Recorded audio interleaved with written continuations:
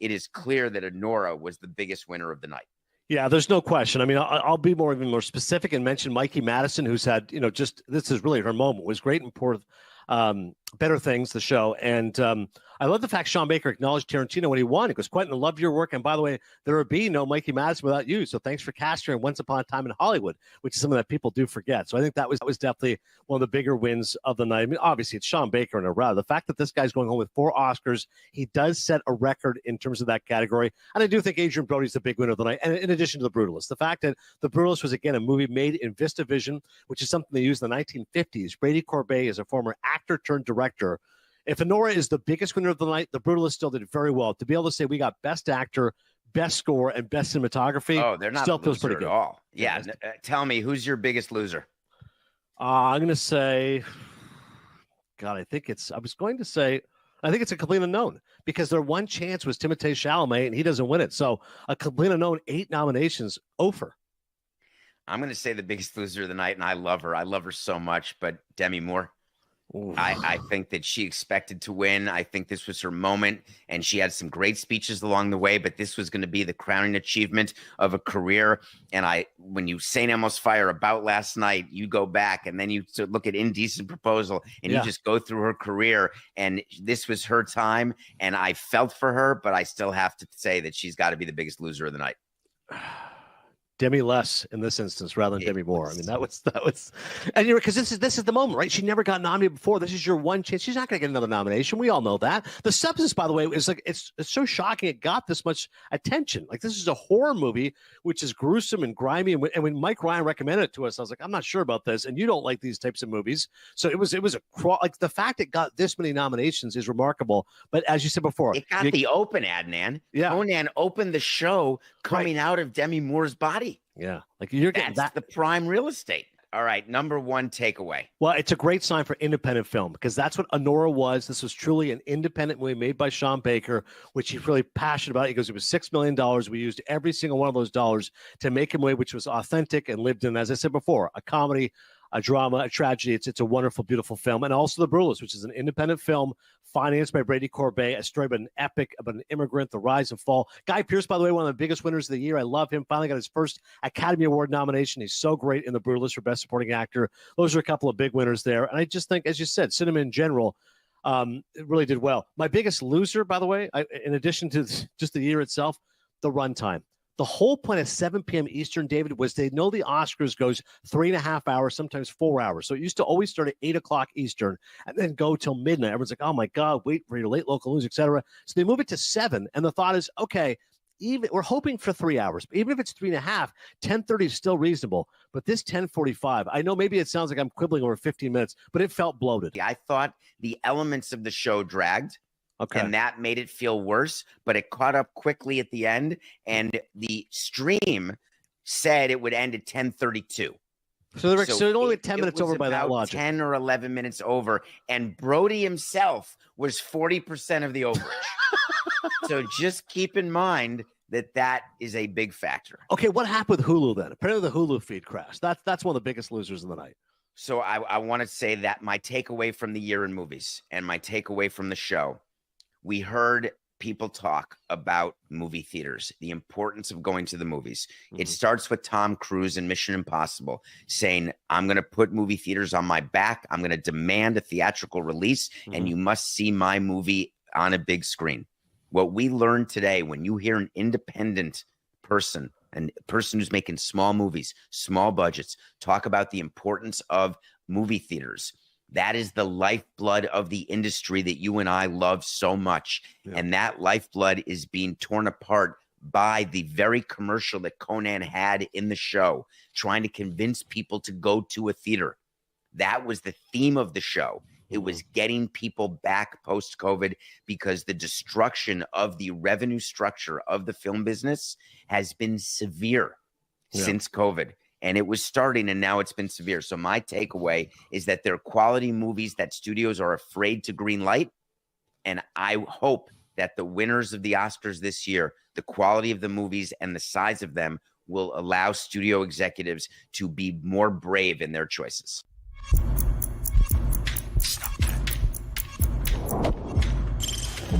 Stop that. Stop that. Stop that. Yeah. I hear him chat from the noise. Move too quick, can't stop for the talking. I hear him chat with the walking. Just too sharp with the prize. White girls better tell me I'm awesome, yeah. Hot like fire on the pan. If you wanna touch my please use caution. Cold like 0 degrees. I'm out the cage, gotta let out the beast. Revolutionary, gotta let out the streets. Locked in a cage, I'ma let out the sheets. You can't go one man, forget my peace. You take the west side, take on the east. I'ma put him in the cage, never let out the. Yeah, I hear him chat to the noise. Move too quick, can't stop for the talking. I hear him chat with the boys. Not so tough, but man's keep walking. Yeah, just too sharp with the prize. White girls better tell me I'm awesome. Yeah, hot like fire on the pan. If you wanna touch my please use caution. Stop that. Stop that.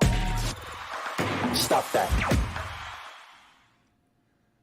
I didn't like last night, Cody, that I realized while watching the Oscars how much my viewing habits have changed, where Conan O'Brien to me is one of my idols. I can't explain how much I admire the way that he's reinvented himself so that he can do in his 60s an award show that would be self-aware.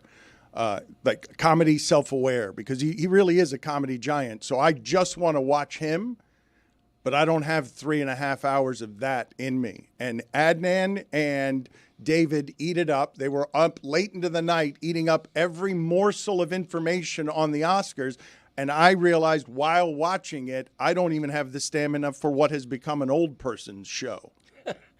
Why wouldn't I love it then, if it's an old person's show? I would think that you would love it. You didn't love it? I didn't see a single one of the films. You know, it's a weird thing about me, and I must get this 10 times a week. They're like, you were featured in a major motion picture, Absence of Malice. How can you not be? You don't get that 10 times a week. How can you not be a movie You fan? do not Well, get let's hear 'em out. There Yeah. is no way you get 10 times a week. There's just no way. I'm sure that, there's some weeks where it's like 8 times. Well, yeah, I am. On But then there's the average. 12 weeks, so then it averages to 10. Okay, I am exaggerating a little bit. You're but- saying you get approached daily on your star turn being in a newsroom in Absence of Malice 50 It's years not what he ago. said. You're putting words in his mouth. Sometimes there's a day that he could be approached like 9 times in a single Right. day. Yeah. I mean, everybody wants to know, what was Paul Newman like? How was Sidney Pollack to work with? Ooh, I've always wondered. Yeah, and he was great. I tried to stay away from him. I'm a young actor at that time. I'm in my late 20s, I think. But it was a great experience. But, all this time later, the movies have left me behind. I just don't feel involved. I don't go to theaters. I don't like the theater experience. I've been to one film in the last But you heard 5-7 you years. heard what they were just saying on status of the industry, where the theater experience pays for everything. Like if you care about art instead Right. of commerce, and I know both of those are inextricably linked. What's happening in Hollywood right now will kill the movies unless the theaters keep it alive. Right. And what the Oscars need to do is recognize that and resuscitate the whole theater experience by making theatrical releases their own category. Like, I think movies that come out on Netflix or any other streaming service should be in a different category than movies you can only see in a theater. And that would prop up the theater releases as something special. None of this would get you out to the theaters, though. That's right. Well, I mean, that's the thing, though. You want me to get to the theaters, make a movie worth going to the theaters. Right. Like, I'm going to watch it on TV. Right. Like, my wife, I'm a big Bob Dylan fan. So my wife just told me that film will be available in my home viewing audience soon, and I'll watch it. It's just curious to offer up solutions to save an industry when you yourself say that won't be enough to actually get you Right. to participate in the change But that you seek. look, this is why he's the Hall of Fame columnist that he is. He's built an entire journalism career atop that particular fraudulence. Are you a Hall of Fame writer? I am not. Okay. No, the only Hall of Fame I'm in is the Orange Bowl Media Hall Are you of Fame. saying that he has a baseball Hall of Fame vote? Okay, I'm sorry, Mike. I didn't think I needed to make this clarification in the local hour. A Miami Herald legend, Greg Cody is for all time in the local hour a Miami Herald Hall of Famer. No, but they don't actually have. Do they have one? No. All right, so he is not. All Hall of Fame? Do we have a Inaugural Hall of member. Fame? I'm not. Look, Greg Cody's absolutely a 20-year anniversary Le Batard Show with Stugotz Hall of Famer. That's you. not up for dispute. That's not a appreciate Hall that. of Fame either. We don't have a Hall of Fame. Is There there a should Greg be. Cody Show Hall of Fame? He's you a- should make one. you If know there's what? a Theater That's of a Mine good Hall idea. of Fame, and I guess I tell you, Billy, man, he's on the mark. Okay. Wasn't your fantasy football league going to That's why start they a call Hall me of Mark. Fame? My fantasy, the regular PFPI, not PFPI fantasy, is toying around with the idea of a Hall of Fame. Really? As it is, by the way, speaking of movies, the Dad's Dynamics Cup PFPI Championship Trophy weighs almost twice what an Academy Awards Oscar weighs. fascinating. Wow. Like 8 pounds to roughly 14 pounds. So I correlate that with, what's got the heft. What do you want to hold? you for Some would sharing. say it's more prestigious, right? Because less people have won a Dad's Dynamic Cup than have won Academy Awards. That's right. No question about that. But to Mike's point, yes, I'm a proposer. I am proposing a solution to help resuscitate movie theaters, but I'm an idea man. I'm not going to participate in saving the theater, but I'm going to suggest how it might be done. Billy, it's crowded in here today. Yeah. And I'm gonna need a little better from you than that's why they call me Mark. Okay, just a little. I'm on the mark. Just a little. You can refer to me as Mark But today. I no don't one mind. calls you Mark. Some do. No. Yeah. I'm gonna They need. have. Listen to me. It's crowded in here today, and I need you to be better. Wow. I'm trying. I'm just coming there. Can I ask you a question? Do you like the Oscars? Because I've got a room here that I'm dealing with today, where I think that Jessica's the only one who actually cares about the art of what we're talking about. I don't think any of you actually care about the Oscars at all. Well, the good thing about the Oscars, right, is that they basically tell you beforehand, this is what we're going to talk about today, these movies, right? I didn't see any of those movies, so I don't need to watch the Oscars today because what do I care who wins an award amongst movies I didn't watch this year? Am I failing that miserably to project that I like movies? Yeah. Yes. It's a feel little like- too much, though, I Mike. feel like Talk if about you- Nosferatu It's a little more. too I feel much, like if you yeah. scan the room, Such a good love story for an eternal love story. Lust one. I think you missed the point. Yeah. I like movies. I watch the Oscars. Watch the whole thing. Also, how do you not have a stamina for a show that's aging older? Like you said that. Yeah, I'm confused about that too. Because you said that you feel like you're aging out of it because it's a show for old people. But wouldn't you be aging into it? Right. Well, what I was watching, I said that off air, not on air.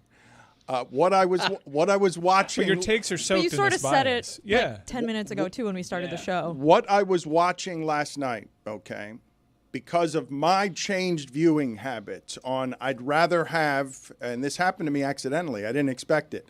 Don't give me a 3.5-hour movie. Give me 8 1-hour shows, and I might binge right through it. I might go 8 hours instead of 3.5, but don't tell me beforehand that something's 3.5 hours because I don't have the attention span for this anymore. But as I'm watching it with all the pageantry and all the dancing, I'm like, I can see how this would appeal to a certain demo over 45 that has a romantic relationship with the movies and what the movies mean and what an award show about the movies mean.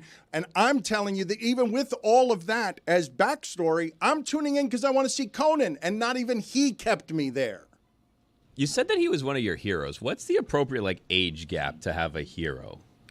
Think Because they have to you be guys are older? similar in age. He's a little older than you, right? Can But, you have a younger hero? Yeah, I can you think have so. a hero that's younger than you? Cool. I show Speed. You're my hero.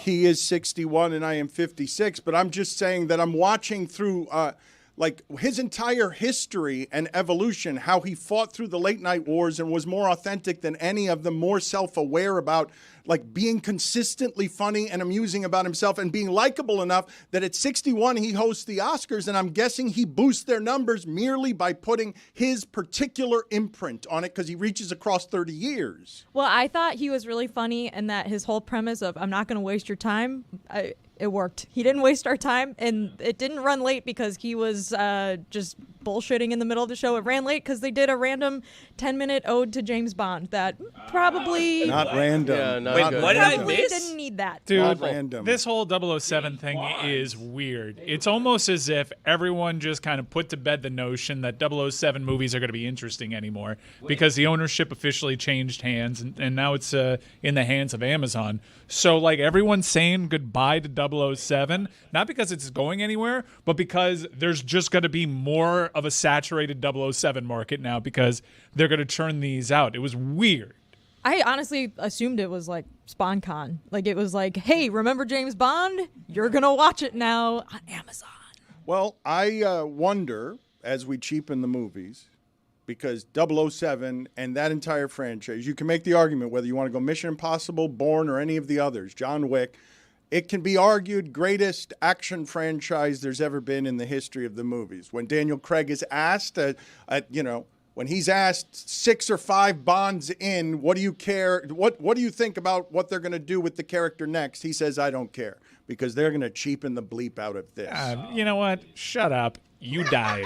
You ruined the whole thing. You Daniel Craig said died. that? Yeah. James Bond's not supposed to die. Could do without you telling me about the rest of the franchise when your film is part of the problem. Worst James Bond ever, by the way. If we're going to be honest. You know why? That's a bad take. Why? Because he died. He died. None of the others died. That's not his fault. It is his fault. It's not his All fault. of the others Did figured you out a watch way the to movie? not die. Did you watch the movie? Yeah, I watched the movie. He Okay. died, and Yeah. he didn't come back. Exactly. When Ethan Hunt dies, he at least comes Thank back. you. He's died twice. Guy gets it. Disavowed. And it looks like he's going to die a third time from the looks of this trailer. But we don't know. No, definitely gets disavowed, though. How many James Bonds have there been? Can anybody name them all? Because I stopped watching after Sean Connery. No. I think Name them all. I think all the living James Bonds should get the No, vote come on who the next It's James Bond it's is. Dalton, it's Pierce Brosnan, it's Daniel Craig. There haven't been that many. Yeah, there've been too many. Okay, but that's now they're going to be And none more. of them have died except one. You Well- know who died multiple times and come back? Jason Bourne. Dude, that guy's drowned like 7 times and still keeps coming back somehow. He's not a quitter. He says, you know what? I'm not giving up on you guys, the fans. Daniel Craig, quitter, gave up on us. Decided, you know what? I'm going to be selfless and I'm going to sacrifice myself and I'm going to die, blah, blah, blah, blah, blah. Get out of here. Loser. Thank you. Okay, you guys are not, again, respecting yet another giant franchise. This happens so much around here where things that have earned 50, 60 years of prestige, you guys yawn and spit in the face of because we're better than 007. You tell me he's died. How many times has Bourne died? You said that Tom Cruise has died twice. Ethan Hunt has. Tom Cruise can never actually okay. die. Ever heard of No Time to Die, James Bond? That's what all of them had, except him, apparently. He had plenty of time to die. So there have been 25 official 007 films. There's 2 that are in the unofficial category, but they're satire. So 25 official 007 films. You're not okay with the Bond franchise resuming with the plot twist? Oh, he wasn't actually dead in the last one. Here's the plot twist. I don't know how they're going to dig themselves out of the mess that the last one put us in. I assume they're just going to be like, hey, forget about that crappy ending. We're starting anew, which everyone's fine with. I'm not mourning the passing of 007. I think that they made terrible creative decisions. I'm happy to welcome our new tech overlords. Part of the reason why the theater is dying is that, and I'm pontificating as someone who doesn't go to movies. I get the irony of that. But movies reinvent themselves too much. Like the franchise is killing the theater. Batman films, Marvel. Statistically, not the case. The Yeah. franchises are keeping them afloat. No, we don't like that. Greg, don't I, like I that. can't think of a subject that you have less expertise on. That you're going. The last movie you went to was Swing Vote. No. And there's only one. In fairness to Greg, there was no swing vote 2. Right. I saw Rocket Man in the theater. There you During go. the pandemic. Harlan Williams. Pre-pandemic. Look, let's do this. Let's do this. Do me a favor. Do me a favor. Can I just send Greg Cody to another room and we'll give him 2 minutes? Floor is yours. Say whatever you want about the movies. But for now, can we allow that you are the least qualified person on earth to have a strong gas bag opinion on anything movie related? It's the opposite. He's the most qualified because he's the one not going to the theater, so he can tell you exactly why he's not going. Mark's This is absolutely right. This is a fresh you. perspective. Okay? This is a fresh. Wow. I'm an independent thinker. That has to be a fine. I'm not beholden to the movies. It is a fine. I will pay a $5 fine, a new fine for snorting. Greg, go into the other room. I will get 2 minutes of your talk in a second, please. Okay, I want to get all of your Oscar opinions, and I want to have the floor is yours for you. Go as long as you can, and we'll just help Sure. you Yeah. from in here. But in the interim, I do want to get Jessica's opinions as someone who cares. And actually watched all of the movies. So you guys give me no expertise for 20 minutes, haven't watched the movies, have a ton of opinion.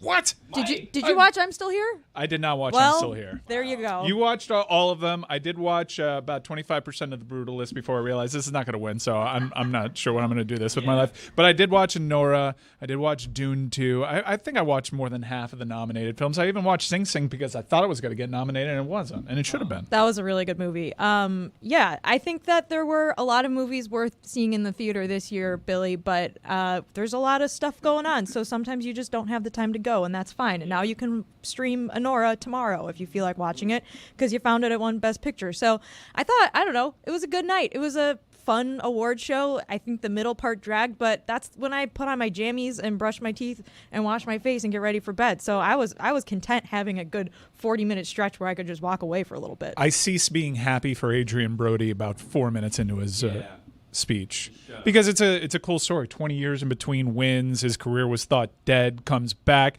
is a 2-time Oscar winner. That's an elite class. But then he started rubbing it in everybody's face like, hey, I've actually been here before. And he's like, real quick, I know how to do this real quick. And then he goes on the most inefficient diatribe that no one actually remembers or anything like that. It wasn't super poignant. He was trying to be, but it kind of missed the mark. We were all just kind of upset because they wrapped up the previous person, and that wasn't very fair. Yeah, I thought that the big winner were the last night was people like Mike who were like, I'm going to watch The Brutalist if it wins Best Picture, and then it didn't. And now 3.5 hours of your life, you get back. So have fun. Enjoy it. I think I'm going to watch Heretic again. Brody put everyone off and delayed the entire ceremony. When we were, this is what I'm telling you about my viewing habits. When I'm noticing they're changing, I'm inside of a portal. I think you guys can understand this. You're watching a show that has always mattered in America and is also viewed as the height of liberal elitism that separates this country between everything that's burning in California and how the rest of the country views liberal Hollywood. And Adrian Brody gets up there. Now? I mean, they've always viewed it this way. Yes, no, I know. But what I'm saying is that over the pandemic, we all realized when they tried to keep this annual, very important American symbol of a show up in the air, oh, this is silly to do this now. All of this is stupid. The industry's shut down. They're fighting over money, and AI is going to take over soon. This is the last vestiges of America being able to celebrate itself and what it used to be on television. This show as here's Hollywood, but it's also being torn asunder by tech people and being torn asunder by streaming, and we got to keep the theaters alive, and the writers are fighting over AI spaces. Like the commerce of all of this, it threatens the beauty of the art, and then Adrian Brody gets up in the middle of it and gas bags, and people remember why they hate self-important actors. No, they don't hate it. They love it. They love it. It's a celebration of America's celebrating its obsession with celebrity. Like, it's an award show. All of it is silly. All of it is dumb. All of it is them patting themselves on the back. And I think most people are kind of wise to that and admit that this is a guilty pleasure of theirs. One thing that I don't like that they've done for like a decade now, because I guess one of the award show hosts was too mean when it came to respecting the categories, is they do this whole thing where they have either former winners or presenters come out and they list the nominees. But when it's an acting category,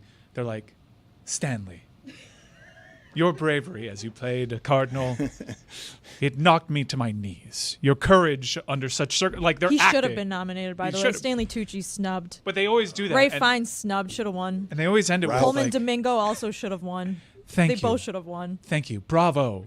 And then they just move on to the next one. I'm like, where's the joke? This is all a great It's very setup. earnest, yes. But I think this year they had to change it for the Best Actress category because Emma Stone came out and then they were like, these are the nominees for Best Actress because the actress who played the main character in Amelia Perez was embroiled in scandal and controversy throughout this entire award season. Also, another big winner last night, all of the haters of Amelia Perez because they won for Best Song and I think a couple other ones, but like none of the big awards. And so if you hated that movie, which most people did, whew, what a relief. If I may, this award show, for me, will always be remembered for its open. I think, arguably, the Wicked number at the start was the greatest performance I had ever seen at an award show ever. Finally supplanting Ricky Martin's bursting onto the scene with a cup of life.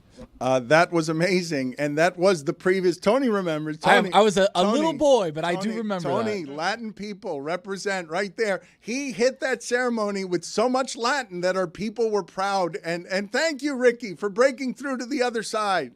No one had seen hips move like that before in their entire life. But Cynthia, when she got that note, when she delivered the note, I mean, it's a where were you type of moment. This is what I need to say to you. You need to take it back, because nothing will top Ricky Martin and what he did for our people. Did you watch Mike, the number? Mike, you need to. Mike, What about my people? Mike, What's going on here? you need to take it back. Let's go to Greg Cody in the other room. Get 2 minutes of unfiltered thought on what is the least qualified man in America to be talking about the Oscars today. Go ahead, Greg. Least qualified man. I'm the only one among us who's been featured in a major motion picture, Absence of Malice, in '81. Mike's talking about the greatest hips in America. Elvis Presley's hips were barred from appearing on the Ed Sullivan Show in the mid '60s or whenever that was, because those hips were moving. The Oscars need to. It's funny they have a category for editing, because they don't edit themselves. It's funny they have a category for short films. How about a short Oscars? They need the Oscars to be a concise 1 hour award show. Eliminate all the fluff. More wheat, less chaff. There's just too much going on. They eliminated the songs because all 5 of the best song nominees were awful. So granted, we didn't have to hear that, which is great. Otherwise, it would have been a 5-hour show. Talk about a metaphor for the night, The Brutalist. It's brutal watching anything for 3.5 hours, whether it's a film or an award show. Come on, if you want to attract the non-movieaholic, Jessica watched all 10 films that were nominated for Best Picture. God love her. You could put a gun to my head and I wouldn't do that. Come on. I'm just saying. I bet you would. You could offer me a lot of money to watch The Brutalist for 3.5 hours. Well, I've already talked you down from gun. Okay, well, but if that we kind put- of thing. if- I mean, But if we put a gun to your head, you'd watch all 10 of the movies. I don't think I would. I would play the odds. I would assume that the gun was either jammed or had no bullets in it. I'm going to play those odds. Those are playing poor odds. No, they're odds. Well, now you're saying the gun might not be loaded. It's a different metaphor. Yeah. I mean, No, this gun is loaded. You better watch Honora. Bad gambler, man. Honora. Now, Honora sounds like it's a terrible name for a film, Honora. But and so is the Dylan film has a terrible title. A Complete Unknown? Yeah, people need to consult with me on the title of a film or something, because Honora, I didn't hear, is it a woman's name? What is Honora? It sounds like a car. I drive a Toyota Honora. Again, I think cilantro. well, she doesn't like her name either, so I guess you guys cilantro. agree on What? that. She goes by Annie. Yeah, she Okay, goes by that Annie. makes sense. But anyway, Annie's a movie but Greg would Annie's watch. been- Yeah, Annie's definitely Annie's a been movie. done. Yeah, these people in back of me were chanting my name a couple of minutes ago. It's Or weird. Nightlife. They're being silent now while I'm talking, which is great. They're like dummies back there. But I'm trying to fix film. I am. I'm trying to save the theater experience, marshal all of my background in film with Absence of Malice. And Yeah, you mentioned that. Look, well, haven't had a We're up to role 4 since. We're up to 4 times this week where he's been talked about that role. Thank you. It's usually 10. We're pacing high this week. Amin you. has 2 movies coming out this year, so you are not. I mean, you are not the biggest movie star we have around here, because you were in the newsroom of Absence of Malice. You didn't speak a line, correct? It was a featured scene. But you didn't speak a line, correct? Not that I recall, no. I think they left me on the cutting room floor. No, I didn't grovel to no, Pollock enough. no. He didn't give me a speaking line. No, listen. You were in Absence of Malice because you happened to be in the newsroom that day. And you were in the background and you didn't say anything. And you've been talking about it for 50 years, but you don't even have a SAG card. And SAG. Come up with a better name, a better acronym. Who Screen Actors Guild, come up with a different name so that your acronym is not SAG. When people SAG, there's like, have an effervescent acronym, something upbeat, not SAG. That's another thing I'm going to fix. If I'm in charge of the movies, I'm full of ideas. I'm not a movie fan, but that gives me the perspective, the bird's eye perspective. I'm on a ledge. I'm looking down at the movie industry. I'm seeing what's wrong, what needs fixing, and I'm volunteering to do it. And I'm as serious as I can be when I say cut the Oscars to a concise 1 hour. Okay, now Conan O'Brien was great. I watched because of him. I was not let down. He had the great line about the brutalist. It was so good. I never wanted it to end, and it never did. Great line. Conan O'Brien is fabulous. He's not a hero of mine. I don't want to get carried away. Greg, but okay, yes. hold on. Just hold on a second. Billy wants to get in here. Give me a second. No, I'm fine here. Greg can go. I wanted to come up. I want to volunteer to help Greg fix the Oscars if we can, Greg. Thank you. And here's a solution that I have, and maybe we'll capture Dan's attention and the attention of many others. So, what if instead of a 4-hour, 5-hour ceremony, you release the Oscars on Netflix as a 4-part award ceremony with cliffhangers at the end of every episode? You know what I mean? Are you standing? You do something along the lines of, and the winner is, and then boom, black screen. You're like, I need to see who won that award. Greg, are you standing up and sagging? Yes. This is what the SAG Awards does to you, right?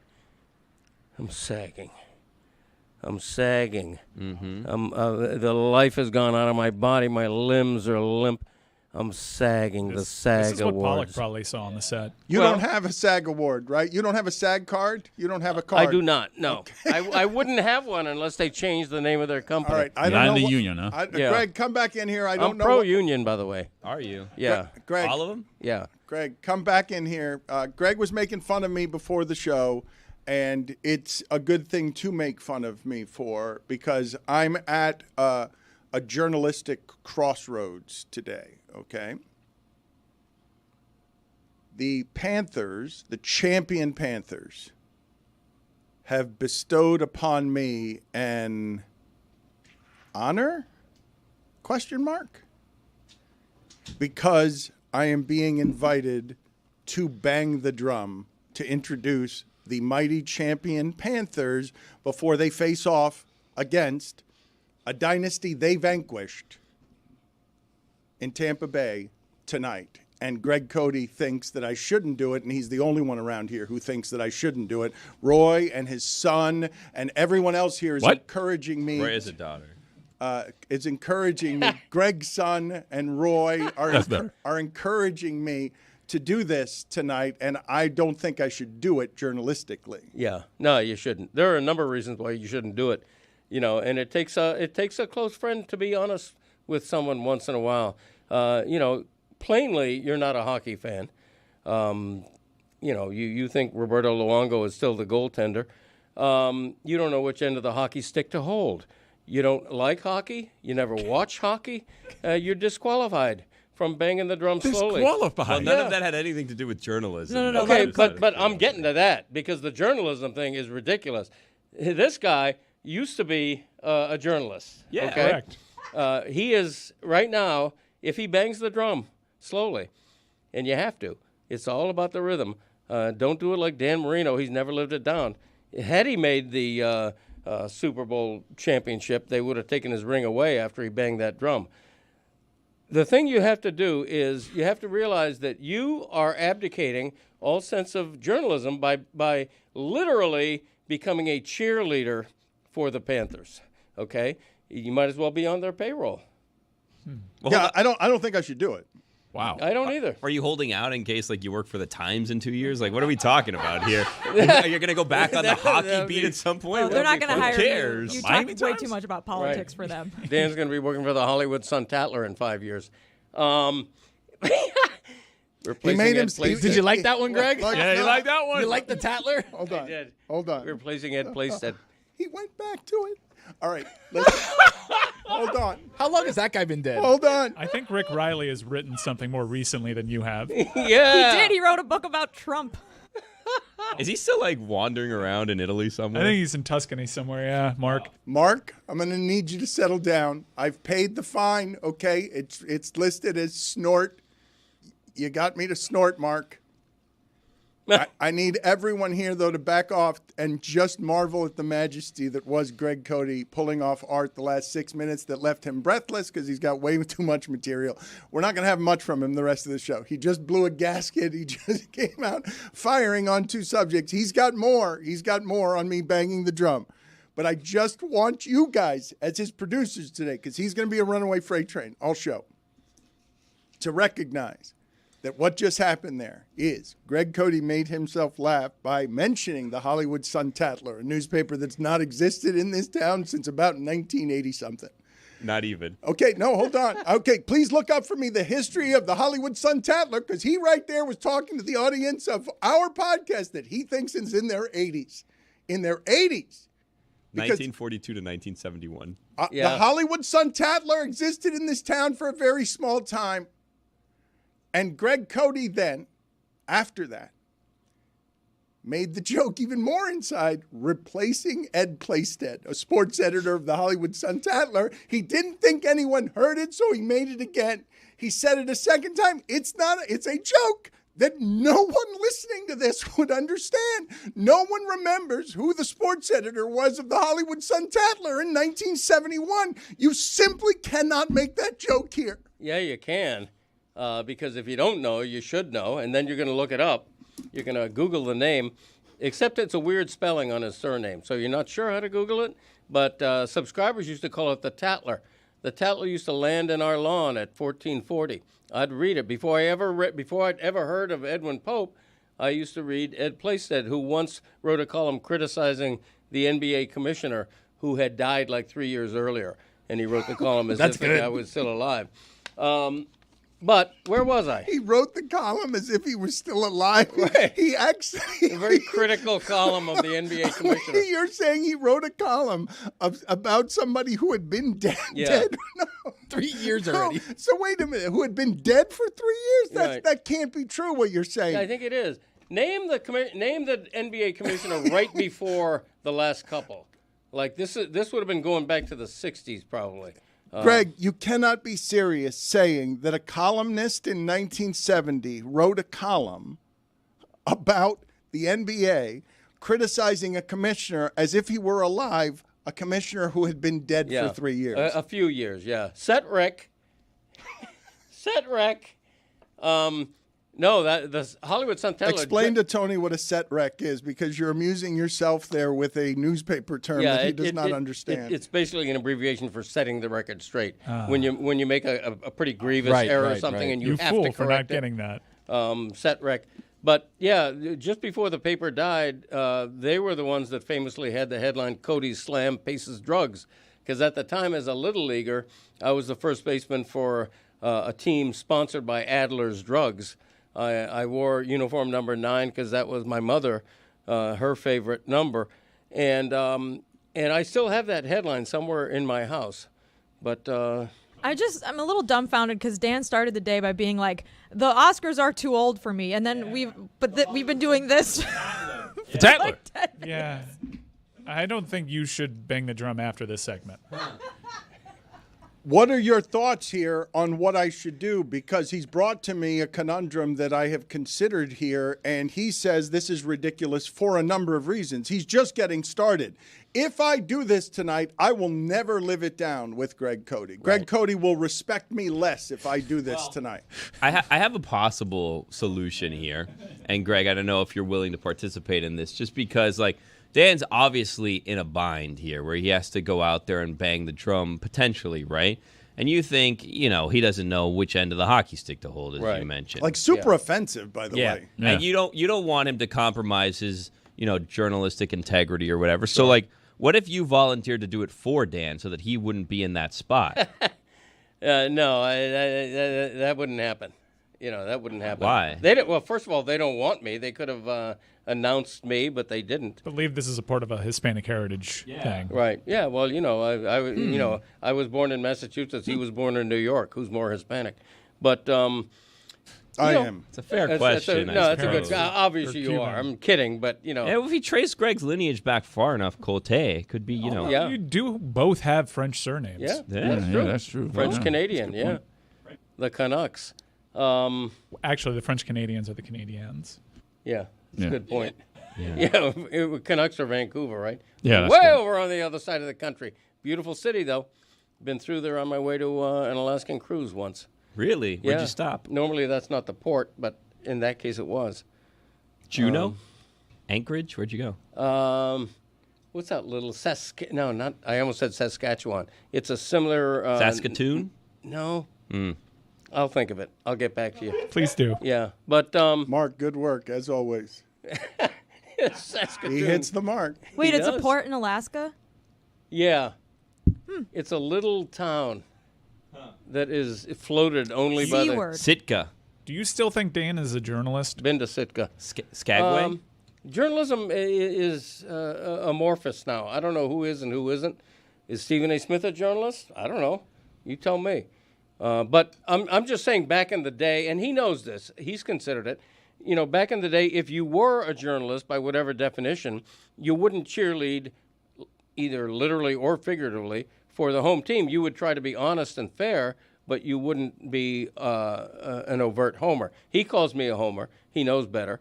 I love getting comments like, you're a homer, because I know I'm not, and other people think I'm too critical of a team, and somewhere in the middle is honesty. I appreciate you making this about yourself. Thank you. It's Skagway, right? No. No? No. I'll keep looking. Yeah, thank you. Isn't that a supermarket, Skagway? Tony, what are your There's thoughts? a cruise terminal It's Skagway. No. Tony, what are your She'll set thoughts rep. here? What are your thoughts on what I should do? I'm surprised that you're actually going to make the drive out to Sawgrass. Do you know where it That's is? surprising. You're going to get there on time, right? It's not at the Miami Arena anymore. Don't get there Dan. on Cuban time, Dan, because you're going to miss it. My Right. wife has been asking, we're going where? How far is it? Take a helicopter? What are you doing? Yeah, they have a heliport there. Yeah. So your copter will fit. It'll be Can you good. guys find out for me what it would cost to take a helicopter, please? Because I think if I'm going to make it if I'm going to make it a special announcement, the final selling of my journalistic soul, I should take a helicopter. Well, just to avoid the traffic. You do need clearance, though. Don't think that you can just land a helicopter anywhere that you want. Should I do this? Yeah, it's actually a pretty big honor. You would assume that they do this before every game, but they don't. The list of people that have done this is pretty illustrious. The aforementioned Dan Marino, Jack Nicklaus, Udonis Haslem, Raheem Mostert, luminaries of South Florida sport and entertainment. Didn't Ariana Grande do it? Brittany Griner. I mean, these are heavy hitters, Dan, and you are no doubt heavy. Brittany Griner was booed. I'll get booed, right? What was Yeah. Brittany Griner? No, it booed? won't be a boo. It'll be a who. Ooh. Might be a kin tonight. Because it's Hispanic heritage. Yeah. That's why they call me Marco. Oh, yeah, there you go. I was going to say, how do you say Vamos Mark in gatos. Spanish? I don't even know. Was it Sitka, Greg? Marco? No. Okay. No, it wasn't. We'll set rec. I've been We'll to find it. I've been to Sitka. You mentioned that. Did I? Yep. Okay. Yep. But since we began this conversation, I did hear that the Le Batard Show is going to have a suite with an open bar. So now I'm in favor of you banging the drum. The segment has been over for 15 Oh, seconds. well, what do I know? No.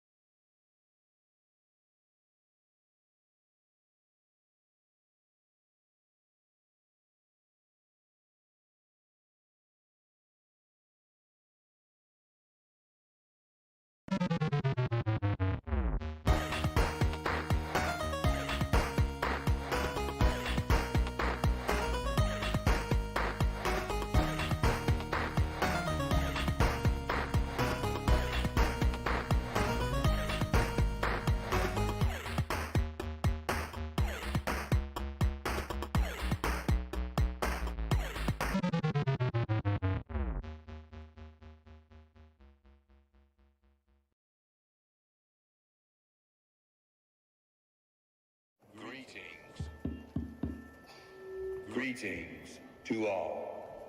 Welcome to 2022. Omicron is on the run, and away it went. But oops, there goes gravity, and here comes a new variant. Omaha, Corona, Hut 1, Hut 2. Nothing infects the Super Bowl, and nothing stops football.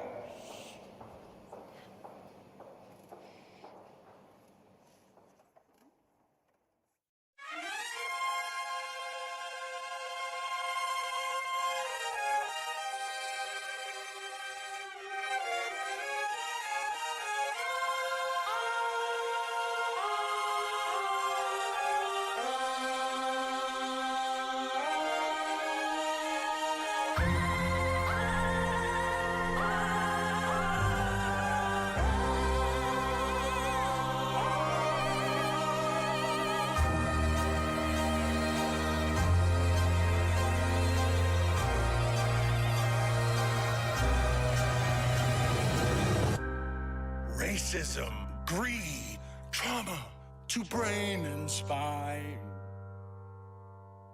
And yet, I cannot look away. Heroes are dead. Science has their heads. Oh, is there no escape from here? I need to know. It eats my soul. Nothing stops the NFL.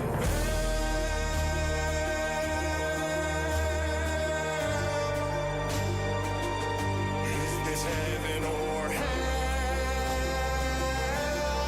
I can't tell. It's human cockfighting. CTE prayer circles. They blackball the blackballer. They tried to end racism by stenciling it in the end zone. Billionaire boys using millionaires as toys. It's all immoral, all unethical. Ooh, the witching hour. Nothing stops the NFL.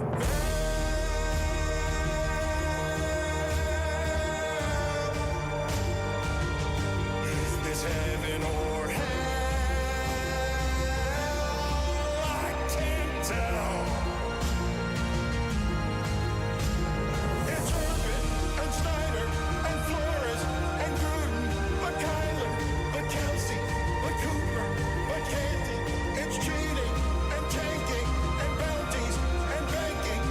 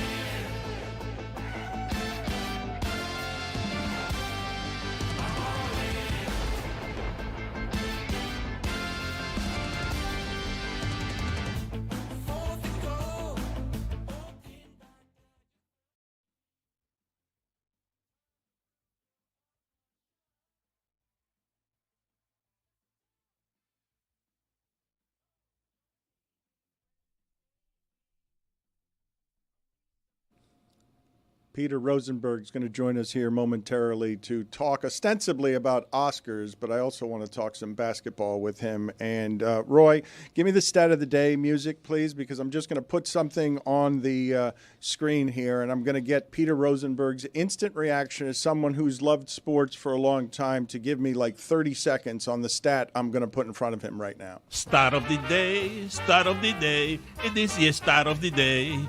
Start of the day, start of the day. It is your start of the day. Start of the day, start of the day. It is your start of the day.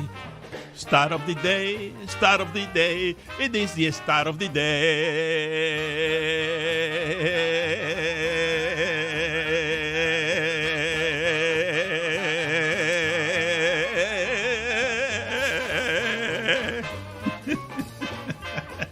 Stat of the day is presented by Miller Lite. Thank you for playing the short version of that. I have said that in my lifetime, the best basketball I have ever seen played by a single individual was the last of LeBron James here in Miami in his prime, when he mastered basketball and shot like 58% from the field because he just mastered the entirety of the sport. The stat in front of you right now has his lines from the 2012-2013 MVP with Miami, and it also has his statistics since turning 40 years old.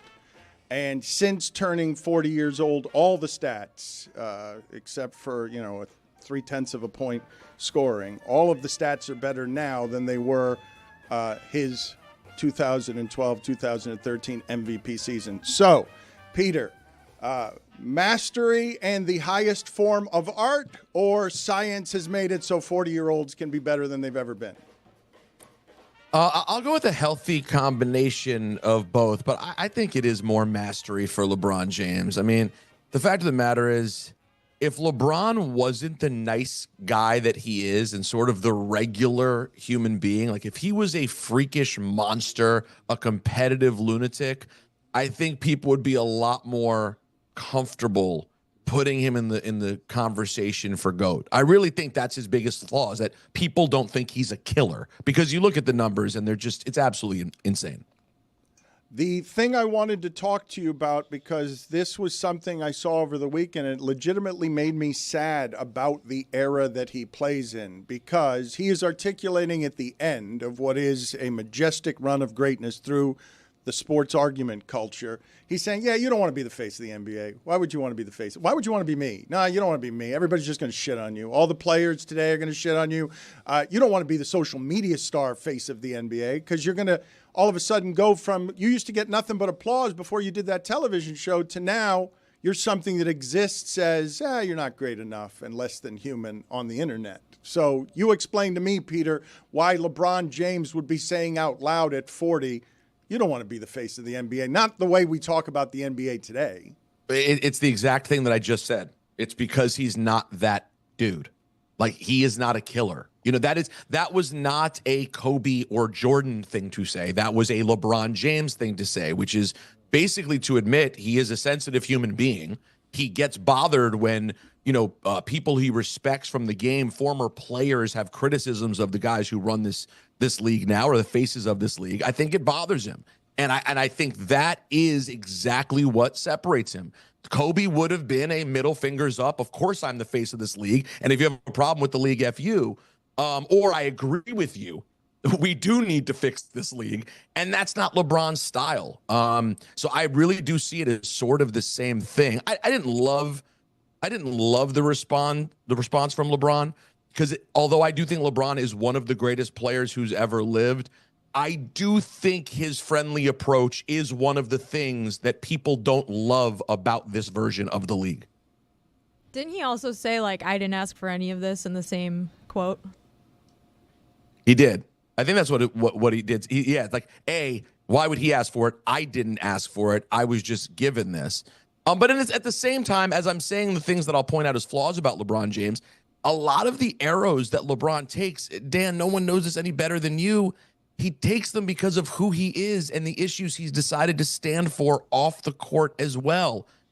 Just like I said, Michael Jordan was the killer on the floor. Michael also said Republicans buy sneakers. He didn't stand for anything Whereas LeBron James has been so hated by people on the right that they think he made up racial slurs and put them on his gate. So we can't ignore that part of the criticism with LeBron is that he has stood for things at times that a certain sector of the population doesn't want to hear about. Before we get to the Oscars, I will tell you, and I don't know if Mike Ryan hides from this. I would not blame him if he did. For the first time in 15 years, Miami is getting punched in the face with the idea that the Knicks are better. Ever since playing the Miami Heat in the playoffs when Jalen Brunson wasn't good enough and clearly not good enough for the Jimmy Butler Heat, what you've seen happen over the last couple of years is the Knicks have surpassed the Heat, so much so that last night when scoring gets hard, what happens to the Heat always happens to the Heat late, and the Knicks run away with the game and have now won 8 of their last 10 against the Miami Heat because they're clearly better than the Miami Heat. Nobody would dispute that. It is a sword that hurts to put down because it's not something that's been so for 15 years. I don't even have a callus built up for it because really there was a brief moment in time for about 2 years where the Knicks were reminding the Heat in the playoffs that they were better than them, and then my entire adult life has been charmed with the fact that I've known the Miami Heat are way better than that New York Knicks franchise and more illustrious when it comes to the game's history than that franchise. I don't like the smile on Rosenberg's face right now. It bothers me. Well, I mean, if he's a Knicks guy, he also knows that they haven't accomplished anything. No, listen, the only thing that they've accomplished is letting Miami know that they are now better than them, which is, kudos to them, not often. No, listen, I'm not a Knicks fan. I'm a Celtics fan who just covers the Knicks every day. I will say I do get pleasure from seeing you guys down bad. That's what I'm saying. Yes, that's what I said. So that's what I'm saying. Fan. Like it was. Yes, it doesn't matter, but it doesn't matter whether you're a New York guy or a Boston guy. The smile on your face, it bothers me. It bothers me. No. I get it because you guys are one of those franchises. Like I don't know how much you fully appreciate it that you guys are like the San Francisco 49ers or the Golden State Warriors or the Yankees. You are perpetually good. Like you may not win the title every year, but you are always there.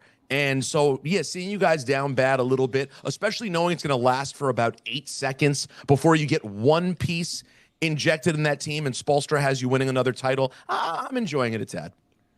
Anyway, last night the Knicks do that, and yet what I was watching over the weekend from Cleveland and Boston, I see that Boston gets 60 from Tatum and Brown. No Porzingis, no Drew Holiday. They're up 25-3, and Tatum's walking off the court telling the Cavs, F out of here, and then they lose the game because Cleveland's really good. And Cleveland all regular season has been better than the champions. Cleveland it's so crazy that Cleveland is this good. It's a fun conversation to have. When was there if they were to win the title, when was there a less sexy championship team than the 2025 Cleveland Cavaliers? Like on paper, there is nothing to sell about this team. I mean, you could try to sell Donovan Mitchell. I don't know how much you're going to sell to the American people, but they are just that good. Like that is a well-coached, phenomenal basketball team. And even as a Celtics fan, I'm so curious to see what they bring in the playoffs. And frankly, not thrilled about the idea of a 7-game series with the Cleveland Cavaliers. I feel like most people would tell you last year's Celtics were not that sexy. Oh, well, guess what? They would be lying because that Celtics team at least has 2 You're dynamic a liar. stars. Don't tell him what's sexy. Yeah, I know what sexy is. Excuse me. Look at me. No, you don't. I know. I think Tatum's a sexy player. Tatum and Brown are both sexy. Kristaps has a little sex appeal. Oh, get out of here. Go 3 deep on Cleveland and talk to me does. about sex appeal. Al Horford. Al Horford. Dominicano. Sexy. See? Okay, I'll give you Al Horford. And by the way, you have a beautiful transition to the Oscars from Al Horford right to Zoe Saldana. It's sitting right there for you. Well, go ahead. Here, you're our Oscars expert here. Greg Cody's got a lot of opinions too, but you're coming in to talk some Oscars with us. What are you doing? What are you backing away from the microphone for?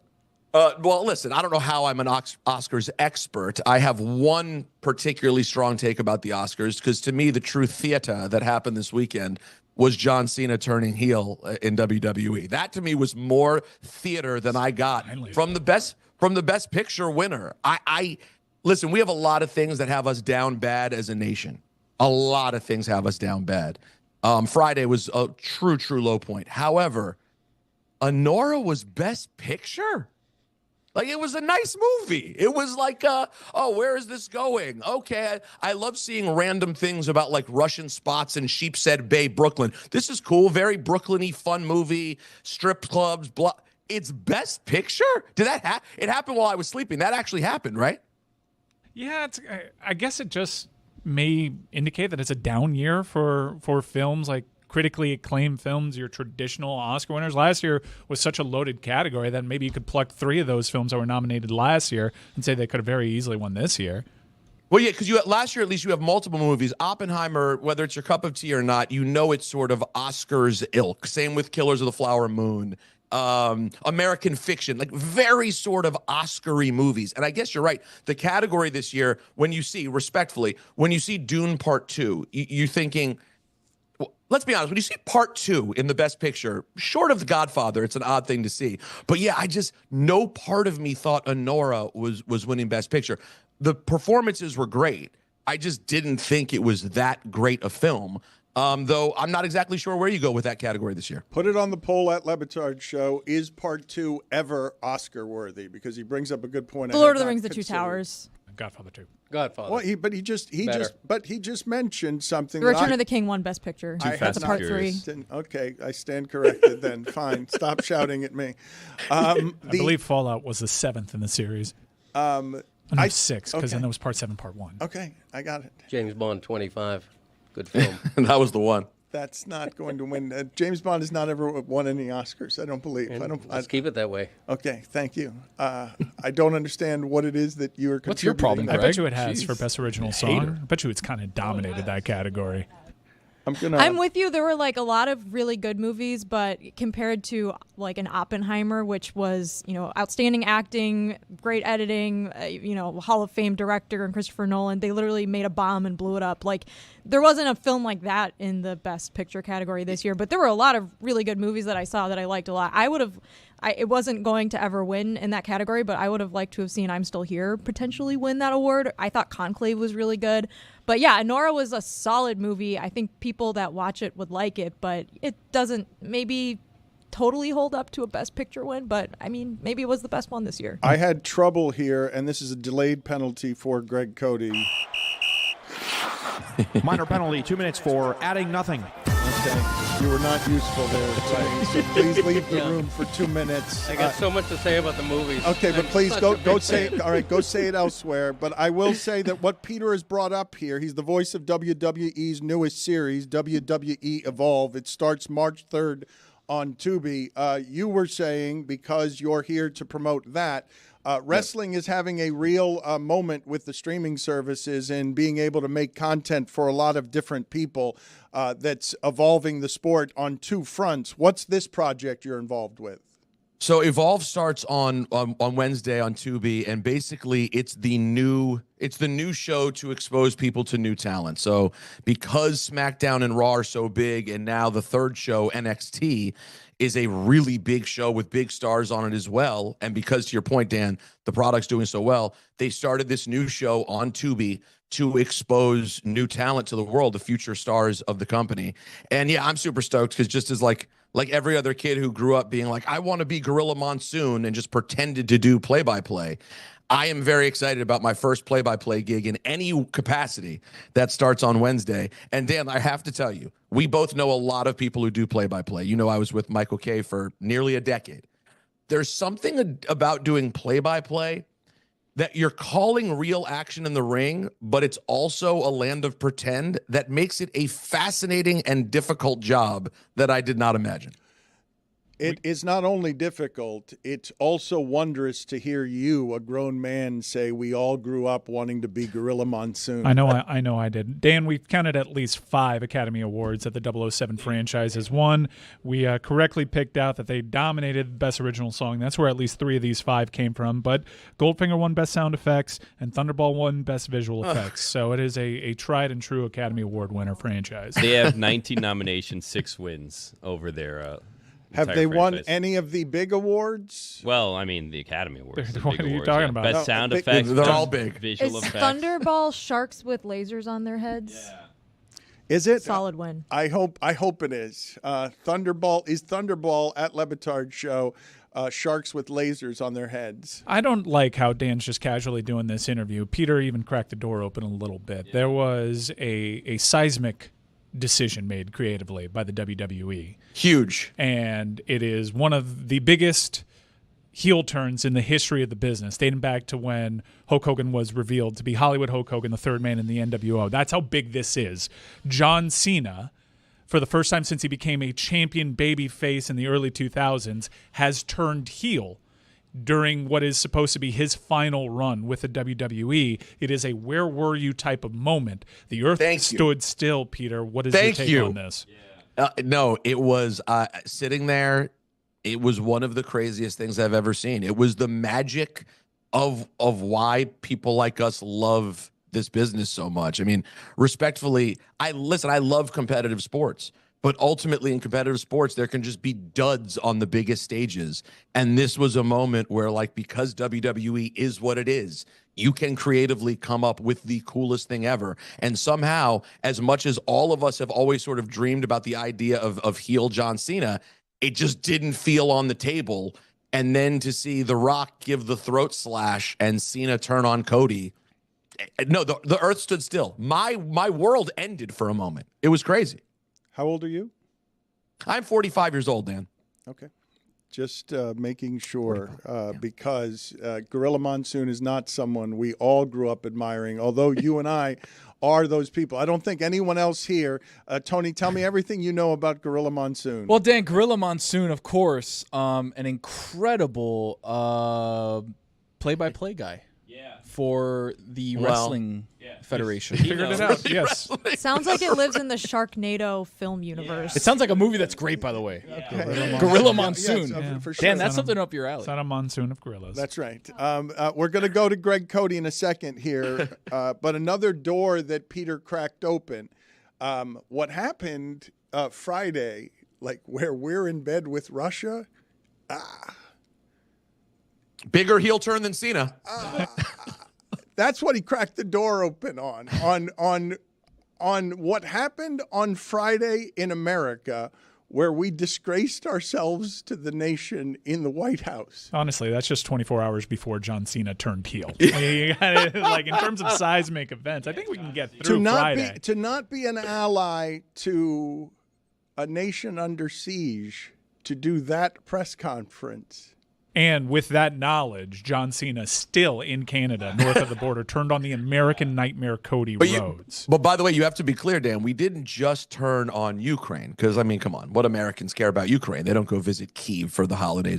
We also ostensibly turned heel on all of Western Europe, all of the places that you do like to visit, all of the places that everybody likes to go hang out. We basically held up a middle finger to all of them. We also turned our backs to C Nation and hundreds, thousands of Make-A-Wish kids that have had their wish fulfilled by John Cena. And you got you're going Cena over yes over the American heel turn on Ukraine. You think Cena was even bigger? Again, I think that we can dig ourselves out of what happened on Friday. There's no coming back for John Cena. Do you think he turns heel on Make-A-Wish? Like, I'm too busy all of a sudden. Absolutely not. I'm too busy. Those are the kids. Come on. Can't do this. The too children busy. are our future. Before we go to Greg Cody, can you see in your corner your former partner of 10 years, Michael Kay? Did you know he could dance like that? Were you aware that Michael Kay was such a good dancer? By the way, never in my life had I seen those moves from him. And to know that that is, in fact, authentically him, regardless of what he says, to me, it's a miracle. And I'm upset. You know, Dan, I got married 2 years ago. He was there. I didn't see one of Peter, these moves, we confirm that this is him. He's denying it to everybody, but Michael Kay is a known liar on this front. He's always wanted to dance like this, and only in the privacy of an elevator. You and I have confirmed that this is indeed Michael Kay.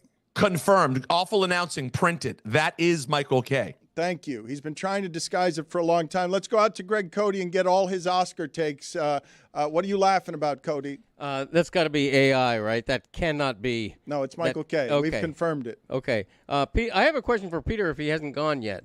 I'm here. The jukebox in the back, is that a working jukebox? And if it is, I wonder if you have queued up Shirley Bassey's Gold Finger. You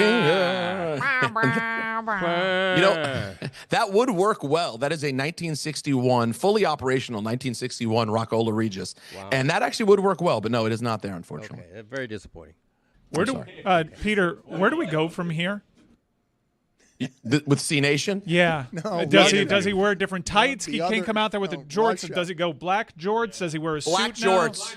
I think black jorts would be the place to go. I'd love to see him in a suit, but my guess is he'll somehow just still wear the same stuff because he has like 35 dates, and I feel like the T-shirts are printed for every city John Cena has to go to. You're going to do a whole new thing now? I don't know if you can. You got to heel the shirts up too. Instead of never give up, it's just going to be give up. I would love that. No, turn heel. Be a turncoat. I would love to see that. He from should John. absolutely do something like, well, you can see me now. You never were actually able to see me before. No, now I'm who I am. You didn't want to see me. Now you can find. Now you have to see me. Whoa, Peter, let's write this stuff. Good shit, bro. Peter, I have a question that might sound insulting, but I don't mean it to be. Do you consider yourself a journalist? No. Okay, then never mind. Would you? I want to know. I want to know what the follow-up was going to be, Billy. I want to know what the follow-up was going to be. Yeah, well, so Dan is having a moral conundrum here because he was invited by the Panthers to bang the drum before the Panthers game today, but he thinks that his journalistic integrity is going to get in the way of him participating in banging the drum to say "Let's go Panthers." So we're trying to help him through this conundrum as the show goes on today. Dan should not do it. Dan should not do it. If Dan was a yo-yo, like myself or Don LaGreca, we go do it. Actually, I wouldn't even put Don in that category. I would do it because I'm a yo-yo. Just give me free tickets and I'm there. Dan has made a career of being higher brow. He can't bang a drum at a Panther game, for God's sake. It's beneath him. No, it isn't. Jack Nicklaus did it. Dan Marino did it. The very top of the sports journalism food profession. chain. Yeah, they're not journalists. This is the most reasonable mind in all of sports broadcasting. I guarantee you, Udonis has probably written something more recently than Dan. I'm going to find a Players Tribune article to back this up. I'm torn. I don't know what I'm going to do. Let's go to Greg Cody. Peter, thank you for being on with us. We appreciate it. I should tell the people that it's not just because he's got a lot of shows. It's not just Tubi and the voice of the WWE's newest series, WWE Evolve. He's also on Don Hahn and Rosenberg weekdays from 3 to 7 p.m. on ESPN Radio New York. And he's co-host in the morning. This is insane. What are you doing? Weekdays from 5 to 10 on. And I have a 6-week-old, by the way. No, and I also wait have a minute. How many hours a day are you on the air? It's too much. What are you doing?